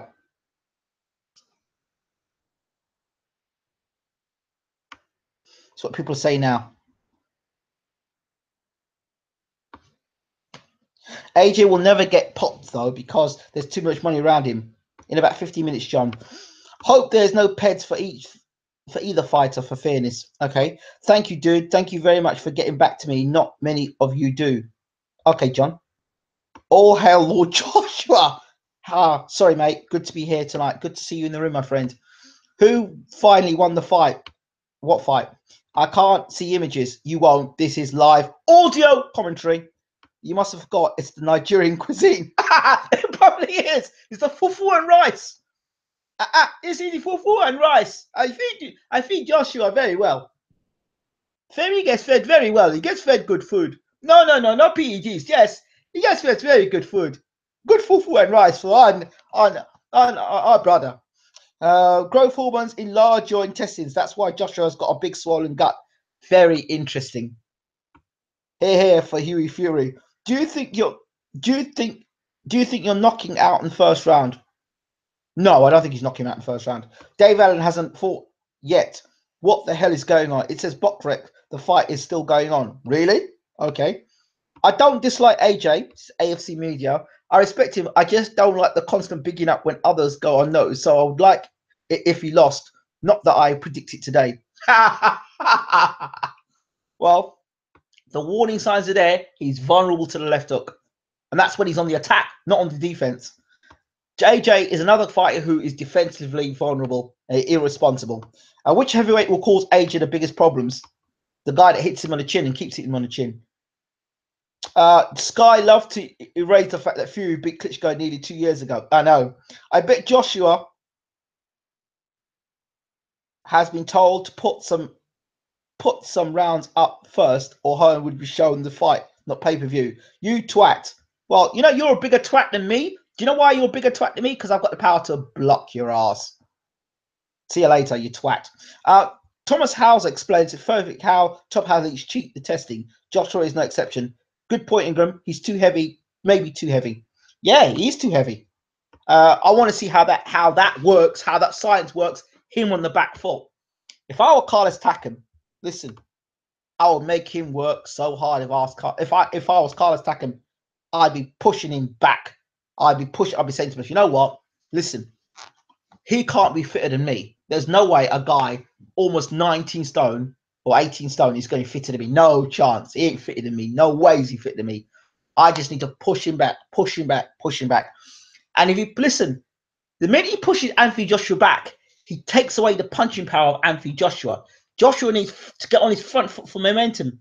Once Joshua's put onto the back foot, see, you look at Joshua, what he's doing here. Watch where he's on the pads. It's all front foot momentum. All front foot momentum. What McCracken should be doing with him is pushing him back. McCracken should be pushing him back, right? But you look at what Joshua's doing here on the pads at the moment. It's Joshua. He's got time. He's got space to get his punches. 1, 2. That's it. You know, I can throw my punches. 1, 2. The guy's fighting tonight. It's not like that. He's not a guy who's going to let Joshua stand up and look at him and throw a jab. Joshua needs to be on the pads, going backwards tonight, going backwards and throwing punches, going backwards, throwing jab and backing up, throwing jab, backing up. And then when Takam comes here for Joshua, he's going to throw, fake the jab every so often. Fake the jab, let Takam come in and time with the uppercut. If he hits Takam some hard uppercuts early, which he's got to do, he's got to hurt Takam on the inside early. If he hurts Takam on the inside, then Takam will not be so brave coming forward. But he's got to do that. Just watch a documentary on Netflix called Icarus. Just see how deep the doping goes and how much money is in people not getting caught. Yeah, I'm not surprised in the slightest. And I will look at that Icarus, to be honest. So here it is. It's big fight time on BWTM Sports. Anthony Joshua, Hercules, returns against Carlos Takam. I have to call him Hercules because, well, Hercules, isn't it? The Incredible Hulk or Hercules. I'm gonna call him Hercules. So the lights are up, the buzzing. This is what a lot of people didn't understand. A lot of people say, "Oh, the fight should be cancelled. Fight should be cancelled." There was no way this fight was going to get cancelled, simply because of the fact that so many. Imagine the amount of sponsors that are in the building tonight of Anthony Joshua. This is a night that's been planned for them for ages. You know, it's a bad look on the promoter if you can't get another fighter in there. I have said already, I think Takam's a better fight for Joshua. I don't think it's personally, it's not a fight I would take for Joshua. You remember how Frank Bruno always struggled against Mike Tyson? Not because just Mike Tyson was a good fighter, but because Mike Tyson put pressure on Frank. He didn't allow Frank to sit and get a rhythm. So the lactic acid built up in Frank's body real quickly. Takam's style is a sort of style that would make someone like Joshua gas early. And all Takam needs to do is catch him with the left hook and work him to the body. You've seen how Joshua gasses. I mean, he was almost out on his feet against Klitschko. Jimmy, Tyson Fury didn't go down against Klitschko. Klitschko was a prime, not I would say prime Klitschko, but he was in much better shape than he was against Joshua. So, I don't know. Is what it is, isn't it, people? Pay-per-view price has gone up as well, but card quality has dropped. Isn't that always the way? I think, in my opinion, I think Eddie Hearn is going to try and milk the pay-per-view for as long as he can. He's going to try and get away from it as long as possible. And as soon as it all starts going cockeyed, he's going to make a run for the trees. Right, before this fight starts, any questions before we get started? Don't forget as well to check out the latest interview we've done with Bermain Stavern. A very in-depth conversation with him, not an interview, an in-depth conversation about life, when he lost the title, how it affected his personal life, his journey to Haiti and see the people struggling in Haiti. It's a great talk. You know, you get to know the fight a lot more. And then we've got the breakdown for Stavern versus Wilder 2. Check that out. Check out Ray Robinson as well, the welterweight that says he beat the shit out of Danny Garcia in sparring on numerous occasions. So something for you guys to check out as well on the channel. So right, the fight is on. There's fireworks going off. Boom, boom, boom, boom. It's Joshua versus Takam for the heavyweight championship of the world. It's almost gladiatory the way those fireworks are going off and the flames.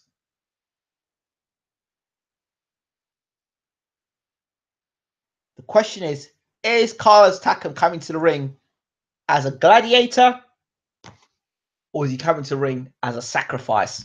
We will know in the first minute if Carlos Takam is a sacrifice tonight or a gladiator. The first minute. Because Takam is a front foot fighter. Joshua is probably taking blood transfusion, but he has Gask versus Klitschko. Has Adam Smith said, like the touch paper yet? I don't know because I've got the volume on. I would love an upset too tonight, to be honest. It'd be fun. Just to hear what the Sky people have got to say and all these hype people on the hype. Listen, this fight has got everything. He's got the makings for an upset. It would be very funny. It would be hilarious. It'd be like I told you so, because the cracks are there. Here comes Carlos Takam. He's got one arm in the air. His head's covered by a hood. And he's walking to the ring. His head covered. One arm in the air. I don't know what that means.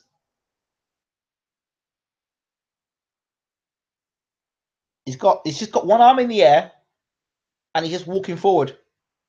I don't know what the hell that means. He's got one arm in the air. And the other hand is attached to his shoulder. Now, people might think I'm stupid and I'm into all these conspiracy theories, but I look at things like this. He's got his head covered over, right? You can't see his face. And he's got one arm in the air and the other arm attached to his shoulder. The same shoulder's got the arm in the air. I don't know if that's a political statement Takam's making. I don't know if that's a statement to the people out to say, I'm a sacrifice tonight. I don't know if that's a statement to say, you know what? I'm coming to court. I'm coming to do something. Like, he's done it now. The arms are down and he's now walking to the ring. He's got the arm in the air again. One arm in the air. Well, surely getting your arm in the air like that can't be very good. That can't be good for lactic acid in your arm. We're not born to raise our arm in the air like that. That's not a natural movement. Takam now unveils the hood. That just might be the way Takam comes to the ring. I've never seen Takam like that come to the ring, so I don't know. I'm always looking for signs beforehand. With the Mike Perez fight, and I saw Mike Perez and in Russia, and I saw the checkerboard, and I thought, Perez, you're a sacrifice tonight. Well, he's got his arm in the air. Now, to me, that looks, now looking at that with his arm in the air, Takam, it looks like he's quite confident in himself, but I could be wrong. Here comes Hercules, God, the baddest man on the planet, the creme de la creme, the best heavyweight in the world, the greatest heavyweight in Britain, the best fighter in the last 35 years. Yeah, I'm saying all the things that, yes, you, the fanboy, likes to hear. I don't agree with it, but I'm just saying it. Here he comes. Joshua's no Christian. Amen. These things do make me wonder. Odd. Takam will be the burnt offering on Joshua's altar. Here comes Joshua. Making his way to the ring. Anthony Hercules Joshua. Yes, the best fighter in the last 25 years. I just keep going. The best fighter in the UK for the last 100 years. Just keep telling me all the garbage. Go on, Sky. Tell me. Timmy Harry's the best heavyweight since before Lennox Lewis. He's the greatest heavyweight ever. I don't get it. How can you be the greatest heavyweight in the last, the greatest heavyweight ever, and you ain't even bloody fought Tyson Fury? You're not even the best heavyweight in your own damn country. How the hell do you work from not being the best heavyweight in your own country to being the best heavyweight, before Lennox Lewis? I don't get it. Does that make any sense? He never beat Tyson Fury. So how can he be the best heavyweight in the damn world? He didn't beat the best heavyweight in his own country. At least Lennox cleaned up in the UK before he fought for a world title.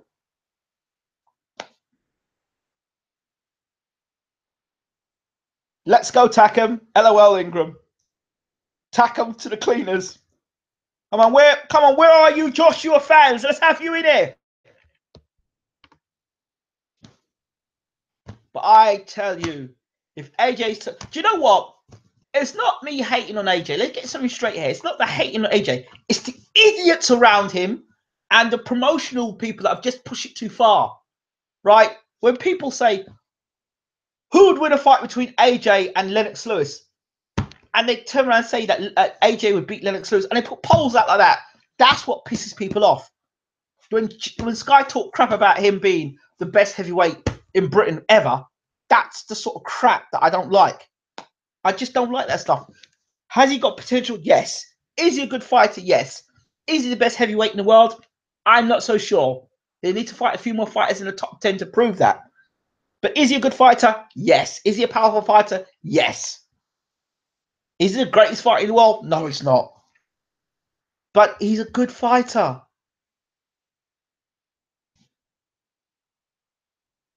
Always wearing white, trying to be Ali. Love to see Eddie's face if his money man gets chinned. Shut up, you mug. Oh, hey, you know what? If you don't like it, piss off. The only mug in this room is you, mate, and you're off. You've just got blocked. Would be priceless. So here we go. This is it. You just had your 30 seconds of fame, mate. You just got blocked. Making his way to the ring now, Anthony Joshua, all in white.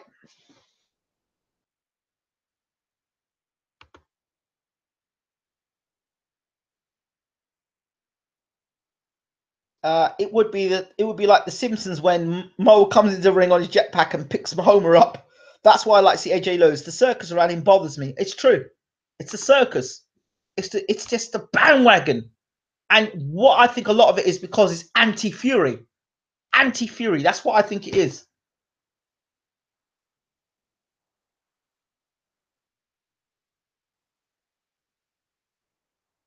Yeah, I hope.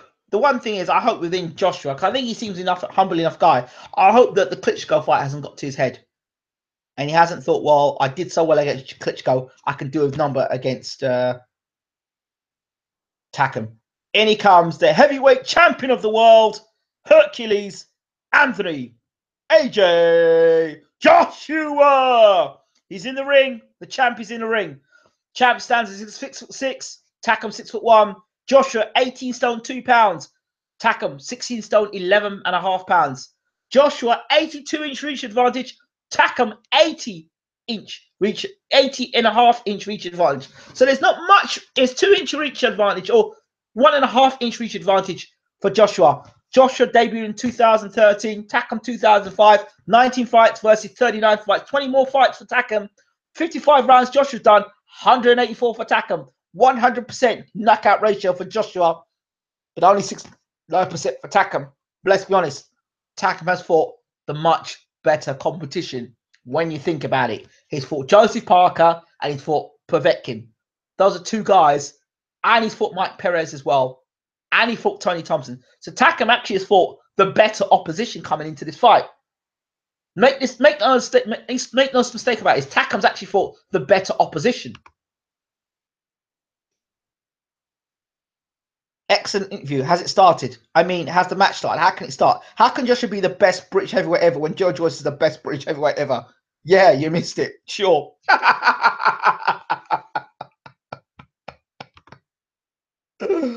Oh dear. Look, so I wish Anthony Joshua all the best tonight, but it's not so much him that's the problem. It's the people around him that makes it unbearable. So you can't really enjoy the legacy of a fighter. Michael Buffer. Shout out to Michael Buffer. He did the intro for our channel back then when it was Bayloric TV Boxing. He gave us the intro. He goes, let's get ready for Bayloric TV. So shout out to Michael Buffer for doing our intro. That was a legendary moment when I got to speak to Michael Buffer. The best heavyweight is in the Ring magazine heavyweight. Of course, we know that.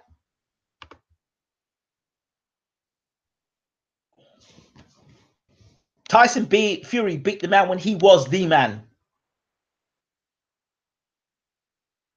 So here we go. 12 rounds for the IBF, IBO, WBA Heavyweight Championship of the World.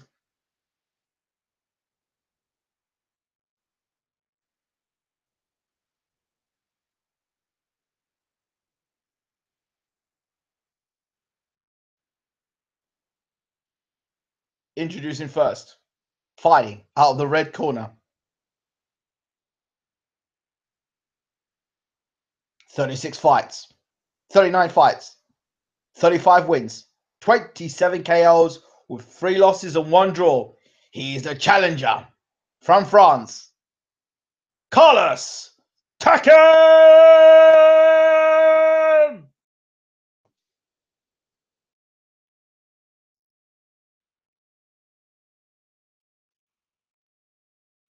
Takam knows what he's got to do. You'll have to make Stavern's victory speech as your new intro. Being a ring announcer must be pretty nerve-wracking. Show the video of them boxing. Did you read the description? Live audio commentary. Please read the description. It might help. Now, the champion. 19 fights, 19 wins, 19 KOs. He is the unified heavyweight champion of the world, Anthony Hercules Joshua. Yep, the reason why I'm calling him Hercules is pretty obvious. Pretty mythical, really. I was thinking AJ. AJ has never beat a prime fighter. They've either been past it, grade B, or on short notice. Well, Takam, for me, is the real deal. I really think he's the real deal. But the thing that people say he had 9 days to prepare. Well, if he did, that's not good.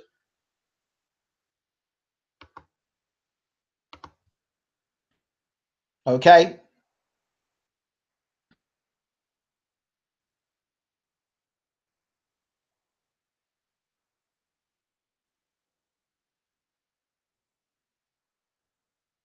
Well, Joshua towers over Takam. Takam's probably... Yeah, he's going to be interested to see how Takam takes this fight. I want to see Takam from the first bell literally come out and put Joshua onto the back foot. He's got to do that. If he doesn't do that, then if he tries to box Joshua from the outside, he's looking to get hurt. So Takam's got to use his footwork, his faster footwork, get inside and close the range down very faster than Joshua. Here we go.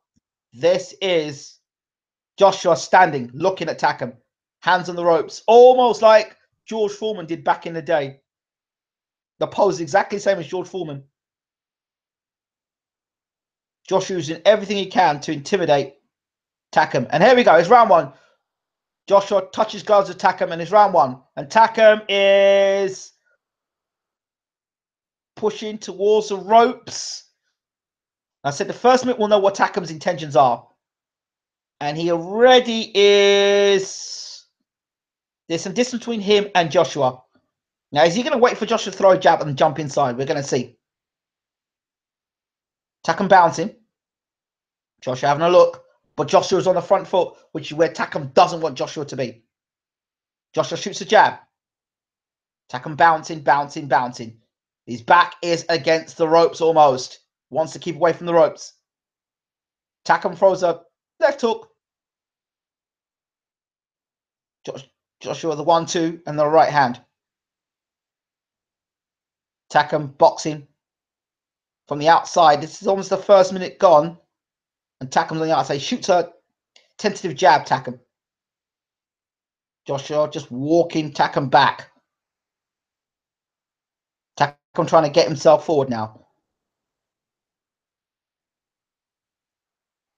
Takam makes Joshua miss with the left jab and the right hand. Is Takam trying to time Joshua to get him? We want to see what he's going to do. Throws a jab.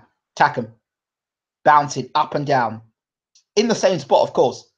Moving himself around the ring. Takam now walking to right. Big right hand from Joshua. Takam tucks up. Joshua coming forward. Here's Takam now. Slips under Joshua's shot.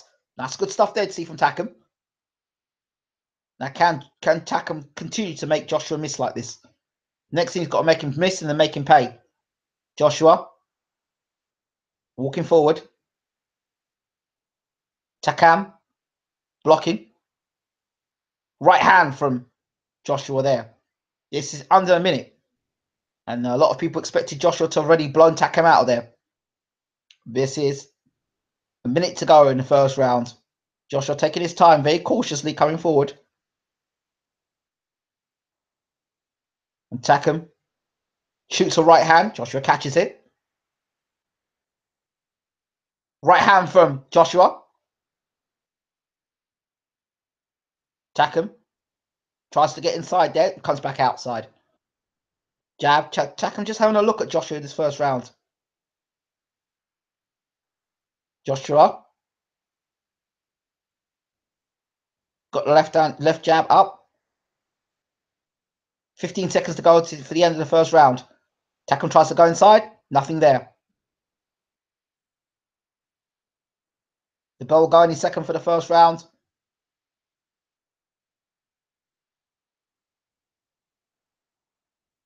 And that's the end of the first round. Well, so the first round knockout that people predicted is not there. Joshua sits back on his stool. Oh, sorry, Hercules sits back on his stool. And that's the end of round one.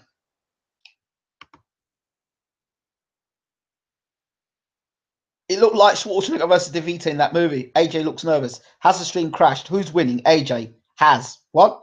AJ already looks like he's blowing already. Big lump Takam. Wonder what excuses the Sky type team will have if we don't blow him out in 5 rounds. This is an audio commentary for the last time. Please read the description. It will help. There is no visual. So, for me, I like what Takam was doing there. He looked to see the doors open. What I mean by looking to see the doors open, when he moved forward to Joshua, he looked to see Joshua's guard was up. Joshua's guard was up, so he backed away. So he was looking for openings. I liked it. He just backed towards the ropes. Good. This is round 2 from Takam. Takam Joshua, or Joshua Takam. Joshua points the jab out. I'd like to see Takam back out through the side door and not through the back straight up against the ropes. I want to see him move to the left or to the right. Do not allow Joshua to back him straight onto the ropes, because Joshua will pin him there and bully him against the ropes.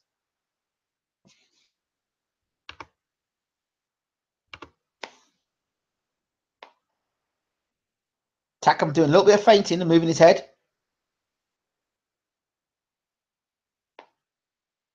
18 of Joshua's 19 fights have ended inside 3 rounds.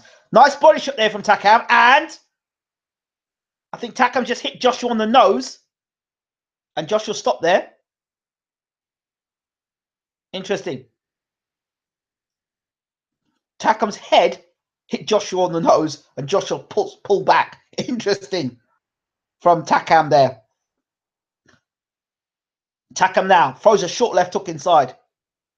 Head movement's good. Joshua hits Takam with the uppercut, left uppercut there, and a right hand from Joshua. Joshua needs to be careful when he comes forward. There's Takam right cracking with a left hook. Left hook there from Takam. He tried it for the first time there. Joshua blocked it, was wide. Right hand there from Joshua, and another right hand. And Takam's there now. Takam's pushed back, blown back there by Joshua's left hook. He felt the power there from Joshua, just the weight of the man. Right hand from Joshua. Joshua moving forward now. Takam throws a left hook there. Takam looking to throw the left hook. Right hand, left hook there, engaging in round 2 now. And here's right hands from Joshua here. Takam. He's come to fight Takam, that's for sure. Left hook, right hand from Joshua. Takam's come to fight, ladies and gentlemen. Takam have a very tight defense there, Takam. Good jab from Takam. He's come to fight.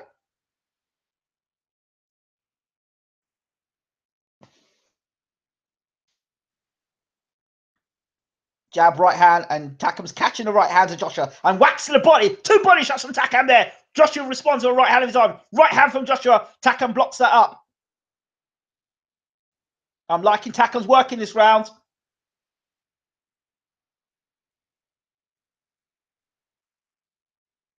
Joshua walking Takam around the ring. The Takam has been more productive in this second round. Joshua walking forward. And Takam is sort of countering off the back foot. Looking for openings and throwing the left hook when necessary. He knows the left hook is Joshua's weak point. Left hook again from Takam. Joshua blocks it. Takam should be trying to hit Joshua with a left hook. He should let Joshua attack him and then hit him with the left hook. That's when Joshua is most vulnerable. When he's on the attack, when he thinks he's got you hurt, that's when he leaves the left side of himself open. Not bad from Takam here in round 2. I'm impressed from what I'm seeing from Takam. Good jab. End of round 2. It looked like Takam may have whacked Joshua on his nose. I don't know if he broke Joshua's nose, but he whacked him on his nose. And it bothered Joshua. Now, I like what I saw just there of Takam, because when Takam, the first bit of engagement from Joshua on Takam, Takam threw punches back, and he threw punches to the body as well. Nice little. So Takam, to me, is not going to be intimidated. That's for sure. Let's see here. He comes inside with the head. Oh, yes, nice. Takam with the head there. That's a veteran move there. He slipped inside Joshua's jab and brought the head straight through the middle. Right on Joshua's nose, on the bridge of his nose as well.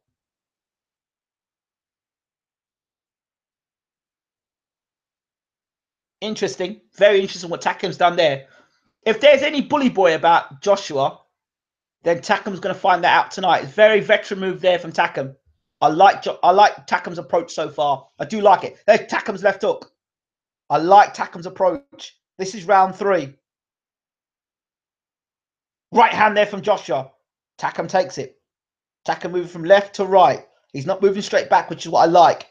It's good stuff from Takam.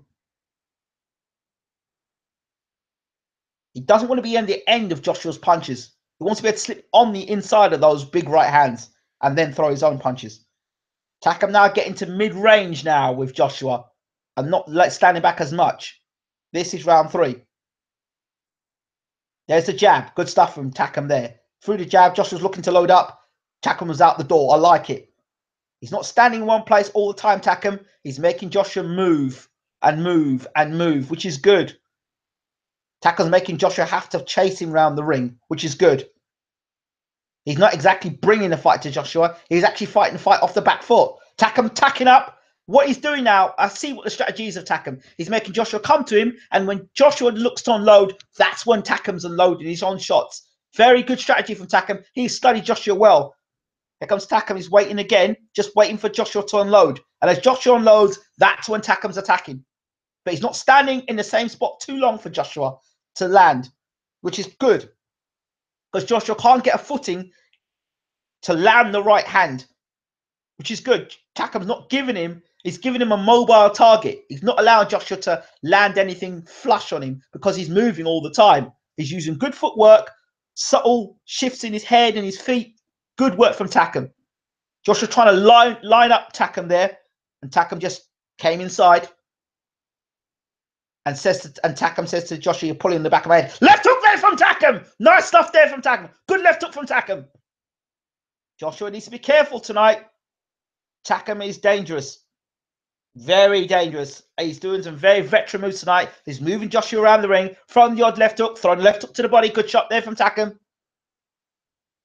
Left hook again from Takam. Joshua can't land on Takam at the moment. Nothing really clean from Joshua. Takam just slipping out of the way of Joshua's shots. He's just moving Joshua around the ring.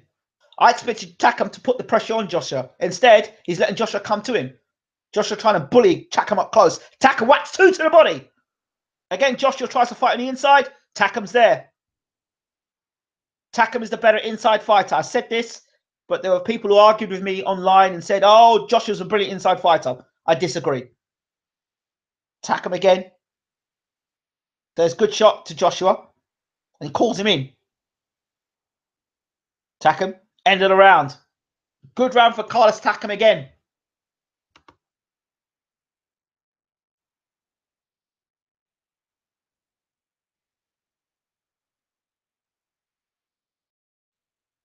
I'm liking what I'm seeing here from Takam.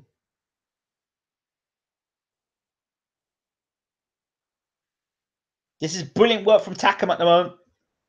Good evening to all the people that have tuned in at the moment. Please hit the subscribe button and, of course, hit the like button. We appreciate you. Takam's doing exactly what he needs to do to beat Anthony Joshua. He's actually boxing to a game plan. He's moving Joshua around the ring. He's not staying in the same spot all the time. He's not standing in the pocket. So he's not letting the bully come along and just throw big punches at him. When he does throw big punches, Joshua, Takam's there responding. And when he does respond, he's landing nice little short shots to the body. Takam's doing all the things that Joshua's had problems with in the past. Body shots, Takam's landing. The left hook up top, he's landing. He's throwing punches when Joshua throws his own punches. Takam and his team have studied Joshua well. This is round 4. Perfect game plan from Takam so far. Absolutely perfect. I couldn't have called it better myself. Round 4. Takam, left hook, right hand. Joshua needs to be very careful against Takam. Very careful.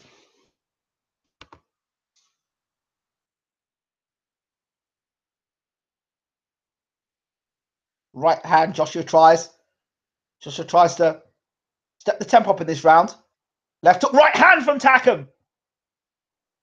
Right, Joshua tries to throw a big right hand there. And here Joshua trying to throw a combination. And Takam just slips inside. I'm sure Takam's seen faster punches than Joshua. And you're seeing it there. Takam's making Joshua miss. And he's also going to start making him pay as well as Joshua slows down. You can't be your heaviest ever and still expect to maintain all that speed. So Takam's making Hercules think tonight.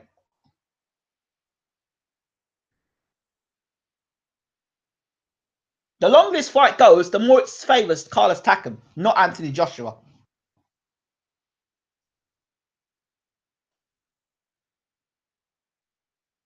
Because I suspect Takam's going to take Joshua around the ring for 5 or 6 rounds. And then, if he can get through the 5 or 6 rounds, maybe round 7 or 8, Takam's actually going to take the fight to Joshua. Josh says, come on. To Takam. Throws a right hand there, Takam. Here comes Joshua. Throws a combination to Takam. Takam just tucks up nicely. Joshua needs to be very careful. Takam's playing with Joshua's head. He's making Joshua want to come to him. And Takam's just tucking up and waiting.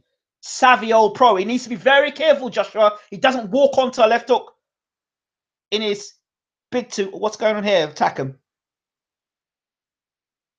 He said something's wrong with his eye. Referee saying, you want to stop the fight? No, Takam saying, I'm okay. Right hand, left hand, right. With Joshua, left hand, right hand. Takam looked slightly distressed there. There he throws his own left hook back. He's okay, Takam. Takam in close, tight and close with Joshua. Buys his time, works inside. Joshua probably isn't physically as strong as people think because Takam's able to lean on him and Joshua can't push him anywhere. Joshua trying to work on the inside. Takam throws a left hook. Joshua needs to be careful here. Big right hand from Joshua, but Joshua knocks Takam over, sort of. 5-6. I think the cut on his eye, he's protesting because it's sort of kind of like a knockdown, kind of. His arm touched the canvas. But here comes Joshua now, Takam. Right hand, left. What's the referee doing? End of the round. Takam goes back to the corner. I think Takam's cut. He's more, I don't think he's hurt. He's more cut. I don't know if it's a headbutt or something, but he's cut himself now, Takam. Over the left eye.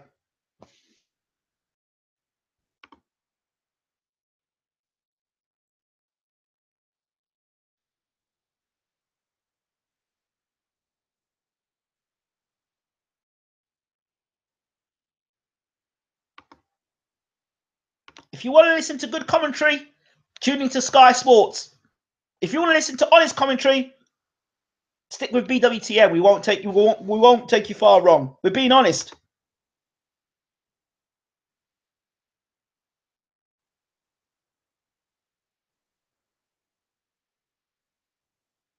There's 343 people watching in the room. Why would they be watching, my friend? Okay, Takam is cut, but it's been a good. It was okay until he got cut, and then Joshua started taking advantage of that cut over the eye, which kind of got in the eye of Takam, and that's where Joshua landed punches. This is round 5, but so far Takam's boxed beautifully. Now that is the eye being cut going to disturb Takam that much? He's an experienced pro, so he should get through it. This is round 5. Joshua trying to throw punches. Takam slipping on the inside. Joshua needs to be careful with Takam throwing in big shots. Joshua really trying to load up and get big shots in. Joshua throws a combination. Takam's catching all them shots that Joshua's throwing. Just trying to bully Takam on the inside. But Takam's just there. Big left hook from Joshua, but Takam's there. He's just riding the shot, slipping on the inside, slipping. Wily old pro, Takam. Takam's probably sparred thousands of rounds against guys that are big and strong. Here we go. What's going on here? Takam. The referee is pulling Takam, pushing Takam across. And now, what's he saying to Takam? What's he saying to Takam? Oh, now they're looking at the cut. The referee's looking at the cut. Oh, come on, ref. Let the fight go on. Come on, doctor. Don't stop the fight, doc. Come on. Oh, it's not that bad. Come on. Jeez. Talk about melodramatics from the referee. If it was Ian John Lewis, the fight had been stopped already. He'd stop a bus. Nice straight right hand there from Joshua. He's been ineffective on the inside, and Takam's made him miss and land his own little body shots to the inside. Joshua physically, of all that muscle, is unable to move Takam out of the way. In the clinch, Takam's on Joshua. Joshua's missing with shots on the out in the inside. Takam's making him miss. So for those guys who said, there's one guy in particular who said, Joshua's brilliant on the inside. Really? I'm not seeing it tonight. Joshua coming forward on Takam. Joshua's trying to throw combinations on Takam. Takam's making him miss for the most part. And Joshua's trying to load with big shots. Right hand there from Takam. Left-right combination. Joshua pulls back. Right hand again from Takam. Here comes Takam now. I think what's going to happen is Takam's going to wait until Joshua blows himself out, and then he's going to go for him. I've said it. The lines are drawn now. Takam just close, tucking up. Joshua can't break through the defense at the moment. Hercules is trying to break through the wall, and Takam's got a wall, and Takam's not allowing Joshua to go anywhere, and Takam throwing punches back. I'm telling you tonight, people, here comes Takam now. Joshua trying to bang with Takam. Bad tactics here in round 5. Bad tactics from Joshua. He needs to stay on the jab, not try and box with Takam and lean on him, because this is Takam's type of fight. Here comes Joshua trying to bang with Takam. Joshua being the bigger man. Takam working on the inside. Takam ducking and ducking. Slipping under Joshua's shots and coming back over the top of shots. Here comes Takam. Joshua missing with big shots. End of the round. And it's Joshua tiring. Joshua looks tired going back to the corner. That is not the tactics Joshua. He's not boxing the way he should be. He's a bigger man. He's a taller man. If he's going to go in close with Takam, tie him up, lean on him, use the extra weight on him. Instead, Joshua is leaning to the level of Takam and boxing like a small man. He's trying to fight with a small man instead of stepping back and using the jab and busting Takam up with a jab and hitting him with uppercuts. Instead, Joshua's trying to throw short shots on the inside, and Takam seeing them shots and rolling. Joshua needs to be careful, very careful. This is a very dangerous fight. A very dangerous fight for Joshua.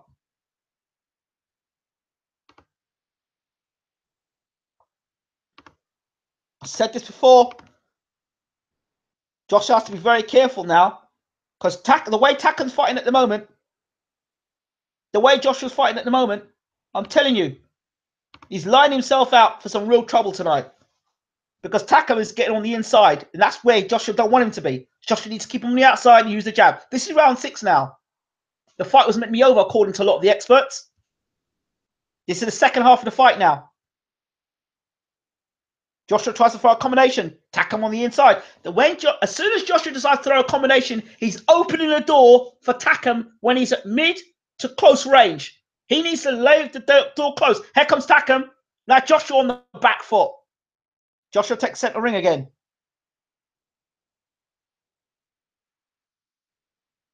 I don't know what Sky is saying, but Takam is dangerous, very dangerous. Takam now showing the side of himself now. He's not giving the whole of his body. Some good moves he's showing here, Takam. Right hand, good left-right hand combination from Joshua there. Takam took that. Takam on the inside. Takam slipping on the inside. Jab, use the jab to the body. Joshua pops the jab. Another jab from Joshua. And the jab from Joshua again.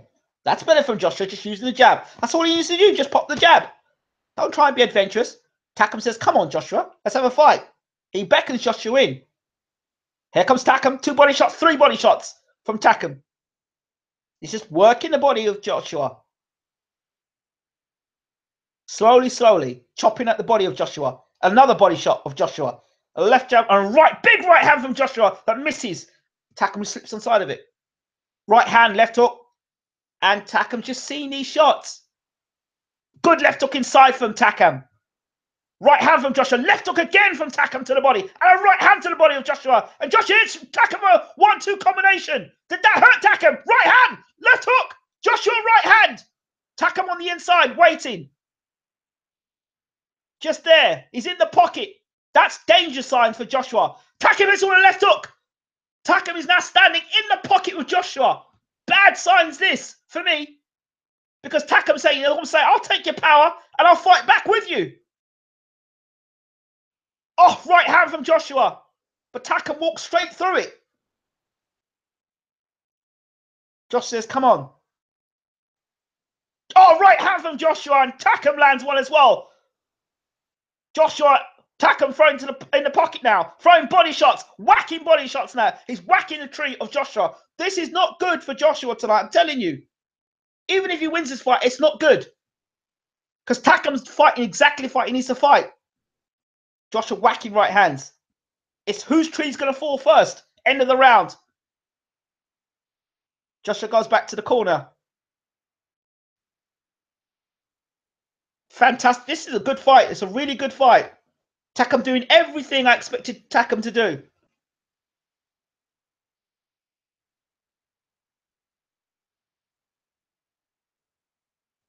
I said did I not say in my build to this fight that Takam was Holyfield-esque? Did I not say it?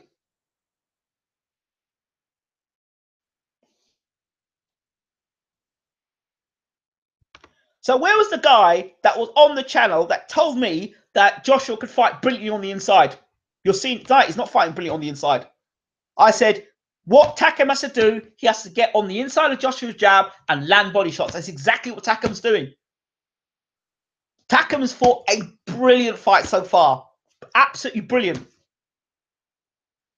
And when this fight slows, you know, it's going to suit Takam more than Joshua. This is round 7. The fight is going as I said it would go so far. Of course, they've got Takam, Joshua winning every single bloody round, which I don't, but there you go. This is round, I think it's round 7. Round 7 it is. Joshua in the white trunks. Joshua pops up the jab, popping out the jab. See, the only way I see Takam win his fight is by knockout. I've said it already. I don't see him winning his fight by points. After 6 rounds, they said Takam's only had 2 knockouts after 6 rounds. Here comes Joshua. Oh, good right hand there from Takam. Joshua's getting caught as he's dropping low. Oh, good right hand there from Takam. Bang on the chin of Joshua. Joshua's come on. Joshua pops the jab. Joshua needs to be very careful tonight. He really does. He's playing with fire tonight. He's fighting a matchup fight against a guy who fights better on the inside than him. He's opening the door every time to get caught with something nasty by Takam. I'm telling you now. Joshua pushes Takam to the ropes. But Takam ain't going nowhere. Takam ain't going nowhere.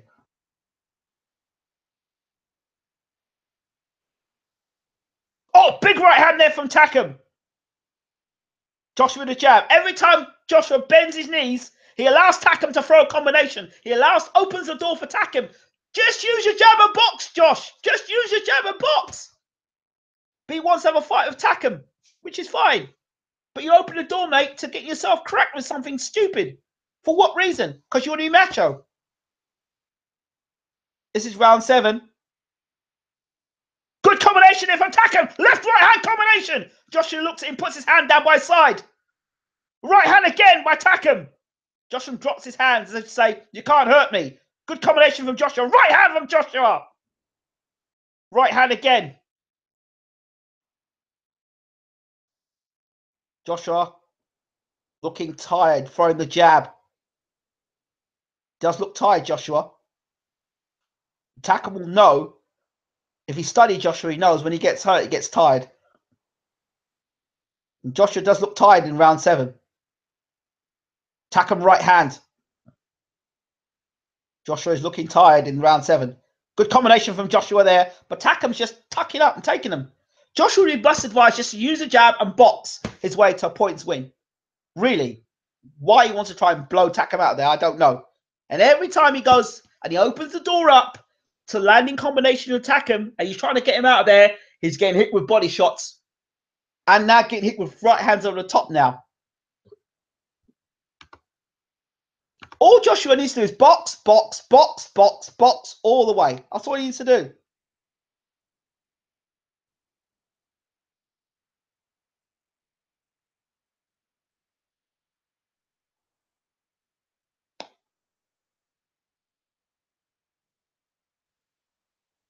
For me, as far as I'm concerned in this fight, I think Joshua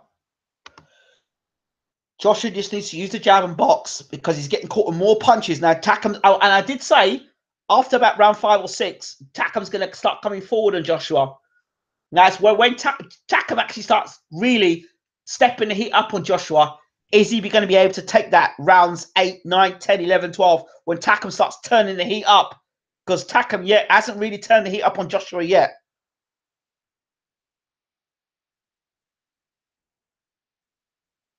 It's round 8. Right hand. It's the same right hand, by the way. He's pulling his head back the same way he pulled the head back against Klitschko. He needs to be careful, Joshua. Takam looks in very good shape to me. For a guy who's only had 9 days' notice, he looks in tremendous shape. Oh, boy. This is round 8. Joshua should just keep this fight long. But he's staying right in the pocket there. Takam throws a good body shot. Joshua throws his own body shot now.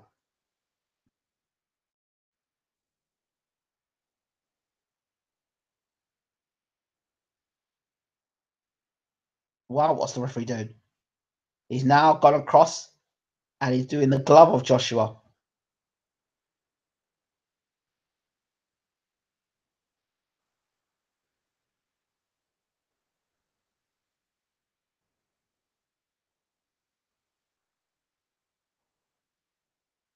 This is a good time they're getting here for Joshua to get a breather. They just tied up the glove of Joshua. And back we go again. They touch gloves. This is round 8. And back we go. Takam's definitely here for the glory. He wants to be world champion. No doubt about it.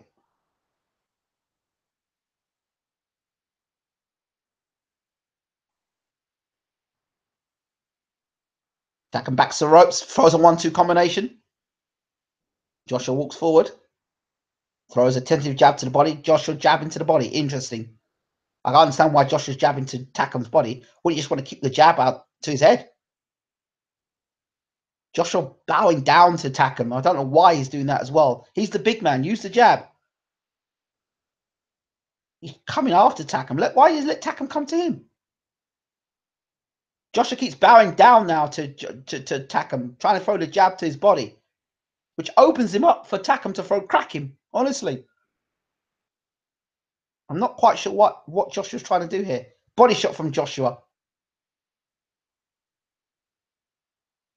Right hand from Takam. Here comes Takam.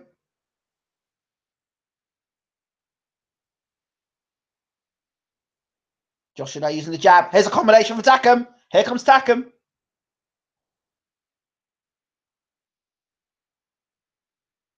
Takam just blocking Joshua's shots. He's backing up a bit here, Takam. Jab from Takam. They both hit each other with good jabs. It's a quieter round this. Nice body shot from Joshua to Takam's body. Joshua just working the jab to Takam's body.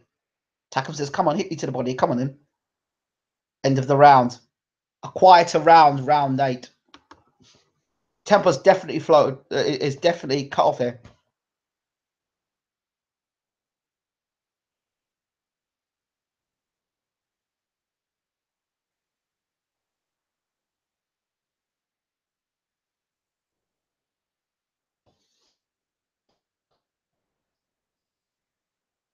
Like I said, if you guys don't like it, get off my stream and go watch the fight elsewhere. You don't like it, get off my stream. Good right hand. Good combination here from Takam. Now I'm seeing Takam throw body shots on the replay. Is he not throwing the body shots on the replay? Oh, you wouldn't know if you've not streamed, would you? So I'm calling it as I see. I'm not lying. I'm not hating. This is what it is. If you don't like it, get off the stream. I didn't invite you here. And for those of you who are watching, of course, those people who are watching the fight, please tell it as it is.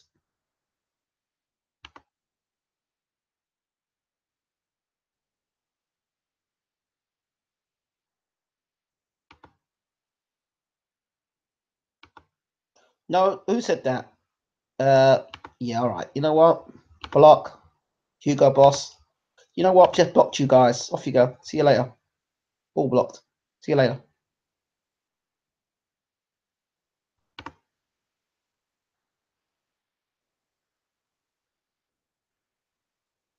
Joshua's blowing for some reason. Here we go. Heavy blowing from Joshua. Round 9.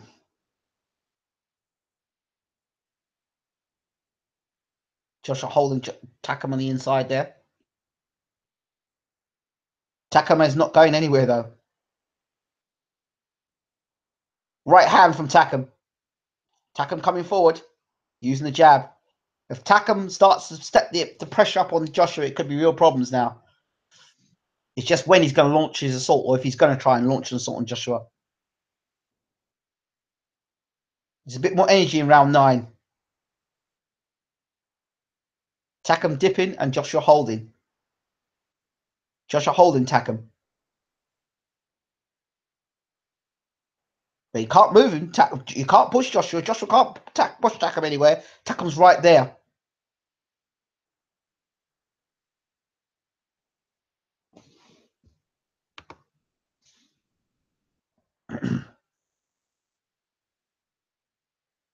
Pace has slowed in round 9. Joshua's jab. Jab from Joshua. I like seeing when he throws that jab, bring the jab straight back. He leaves his whole left side open to attack him right hand over the top. They're tentative jabs from Joshua, just to keep Takam off. Right hand just misses Joshua there. Takam can see, like I can see the opening, and Takam can see it too. Joshua with a jab. Just a jab. Another jab. It's a very good fight. It's a great learning fight for Joshua. Right hand from Takam. Left hook, right hand combination, Takam. Joshua slips them. Oh, left hook there from Takam and another left hook.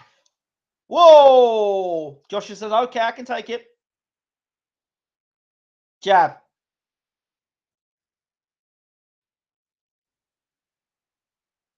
Jab. A left hook again from Takam. Joshua blocked that one. Jab for left hook, right hand combination. Takam's up, out, is starting to step the up work right here.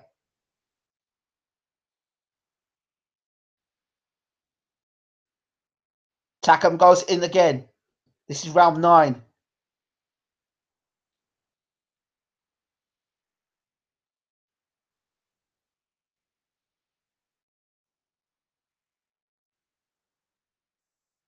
Oh, Takam's trading. Here comes Takam. Right hand from Takam. He's got Joshua backing up now. This is what I was saying. Joshua now on the back foot now. Here comes Takam. Left-right combination. Right hand, left hook from Joshua. Responds well. End of the round.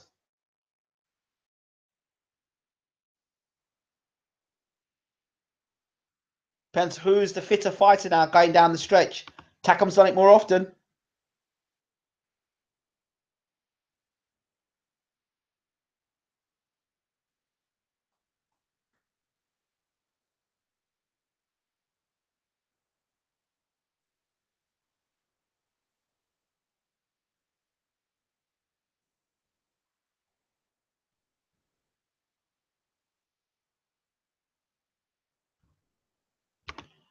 You can see the Joshua fanboys have joined the room.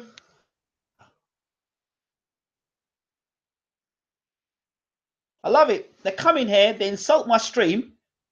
Hey, you cheapskates, go buy yourself a stream. So they're coming out and dig at me.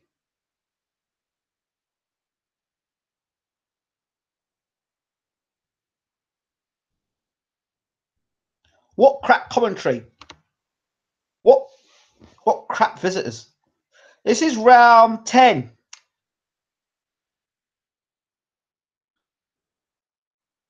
And here comes Takam again. I've said last 2 rounds, is Takam now going to take the attack to Joshua and really set pressure on Joshua in round 10 to 12? That's what I want to know. Has he got anything left? Here comes Takam now. He's coming forward now, Takam. Joshua holding Takam.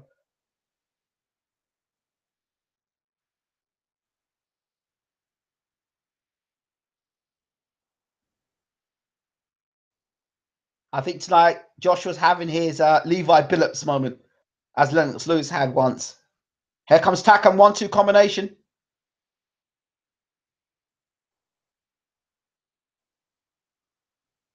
Two rounds to go. If Takam's going to really become heavyweight champion of the world, he's got to knock Joshua out. It's as simple as that. He's not going to win this fight on points. I said that already. I said in pre-fight, Takam has to win this fight. Good combination here from Joshua. Good combination. And another right hand. Here's Joshua. Oh, it was a good combination. Takam got hit there. But he takes it, Takam. Joshua smiling at Takam. Right, left, right combination from Joshua. And a right hand. And another right hand. And the referee is... What's he doing? What's the referee doing?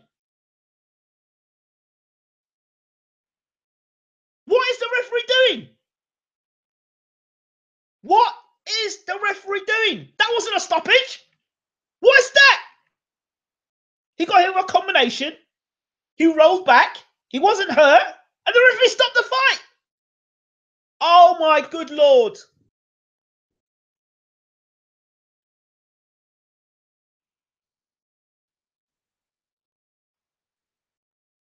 That's a terrible stoppage.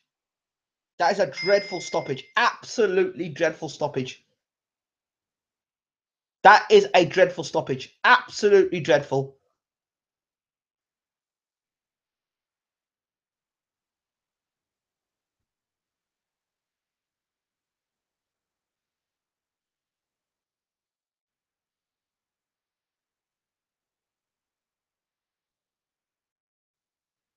That's an absolute stoppage. That, and I was looking for the last 2 rounds for Takam to come on strong. An absolute stoppage and a disgrace. An absolute disgrace. That was corruption at the highest level there.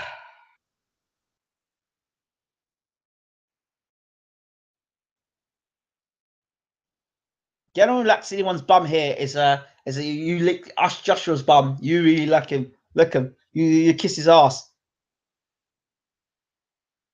Absolutely, that referee was terrible. That's a terrible stoppage. Look at it. Let's watch it again. Okay, Joshua throws, see here, throws a right hand, a left hook combination. That's a nice 2 shots there. Takam says, okay. Here it comes. Left hand, right hand combination. 2 good punches that Takam got caught with there. Nice. The hits gets hit with a right hand. And then Takam's holding. Left jab, right hand. Good right hand there. Joshua throws another right hand. And then Takam is standing on his feet. Look at him, he's firm. BS stoppage. Absolute BS stoppage.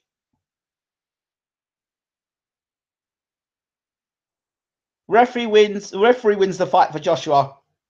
That is terrible.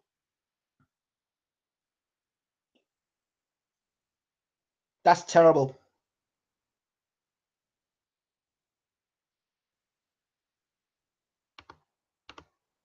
Do you know what? You know what I do? People in the room, you can make a decision. I think it's a terrible stoppage, but you tell me what you think.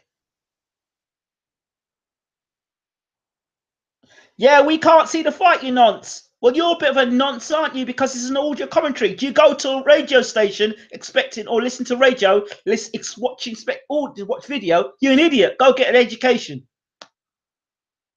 It's a horrible, absolutely horrible stoppage. Terrible, absolutely terrible. Definitely Fix was in, because I tell you, the last 2 rounds, that would have been Takam's last 2 rounds. He was coming on. Absolutely terrible stoppage. Absolutely terrible. I don't want to hear what AJ's got to say. It is what it is. But again, it just shows once again that Joshua is not what everybody says he is. And you know what? I don't even want you on my. I don't even want you. I've blocked you. Where's that? Bye. I don't even want you in my room. You're welcome. Please don't forget to subscribe to the channel. See if there's anyone else who's rude in the room. I can go back on the room now and see if I can find people in the room and just block them from my channel.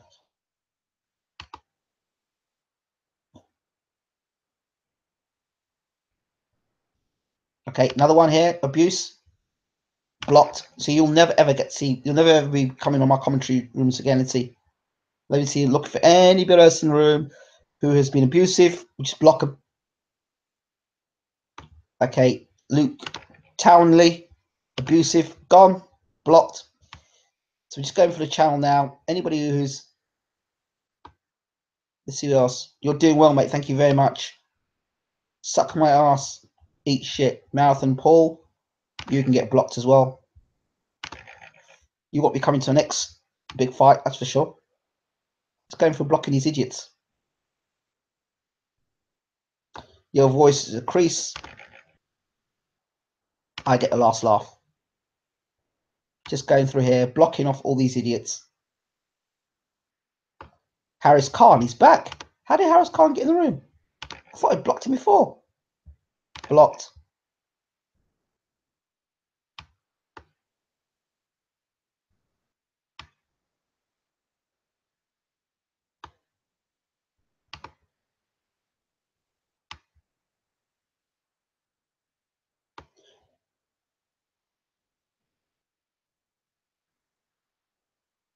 Right. So you can see who else is in the room, what they're saying. Been here from the beginning. Marathon Paul got blocked anyway. So a lot of these guys are getting blocked anyway. So it's good. I like these shows because I get to block a lot of the idiots that come on the channel.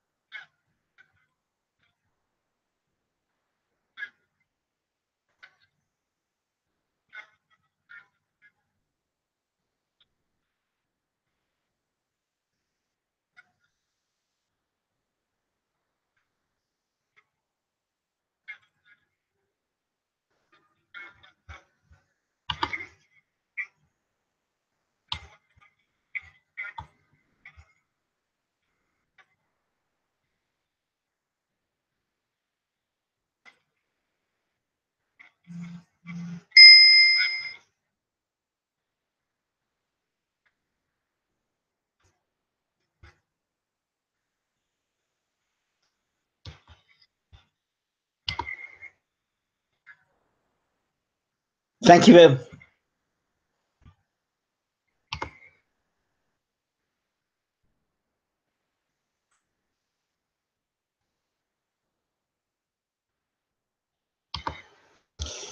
Okay, so thank you all so much for tuning in. Oh, dear me. It's just, I'm not even going to do a post-fight video for this because it's just disgusting. It's poor stoppage, corrupt as hell, and it's not good. Thank you so much. I hope you enjoyed the commentary. Don't forget to hit the subscribe button, and of course, check out the interviews we've got on the channel. This has been BWTM Sports. Thank you again for watching. I'm out. Take care.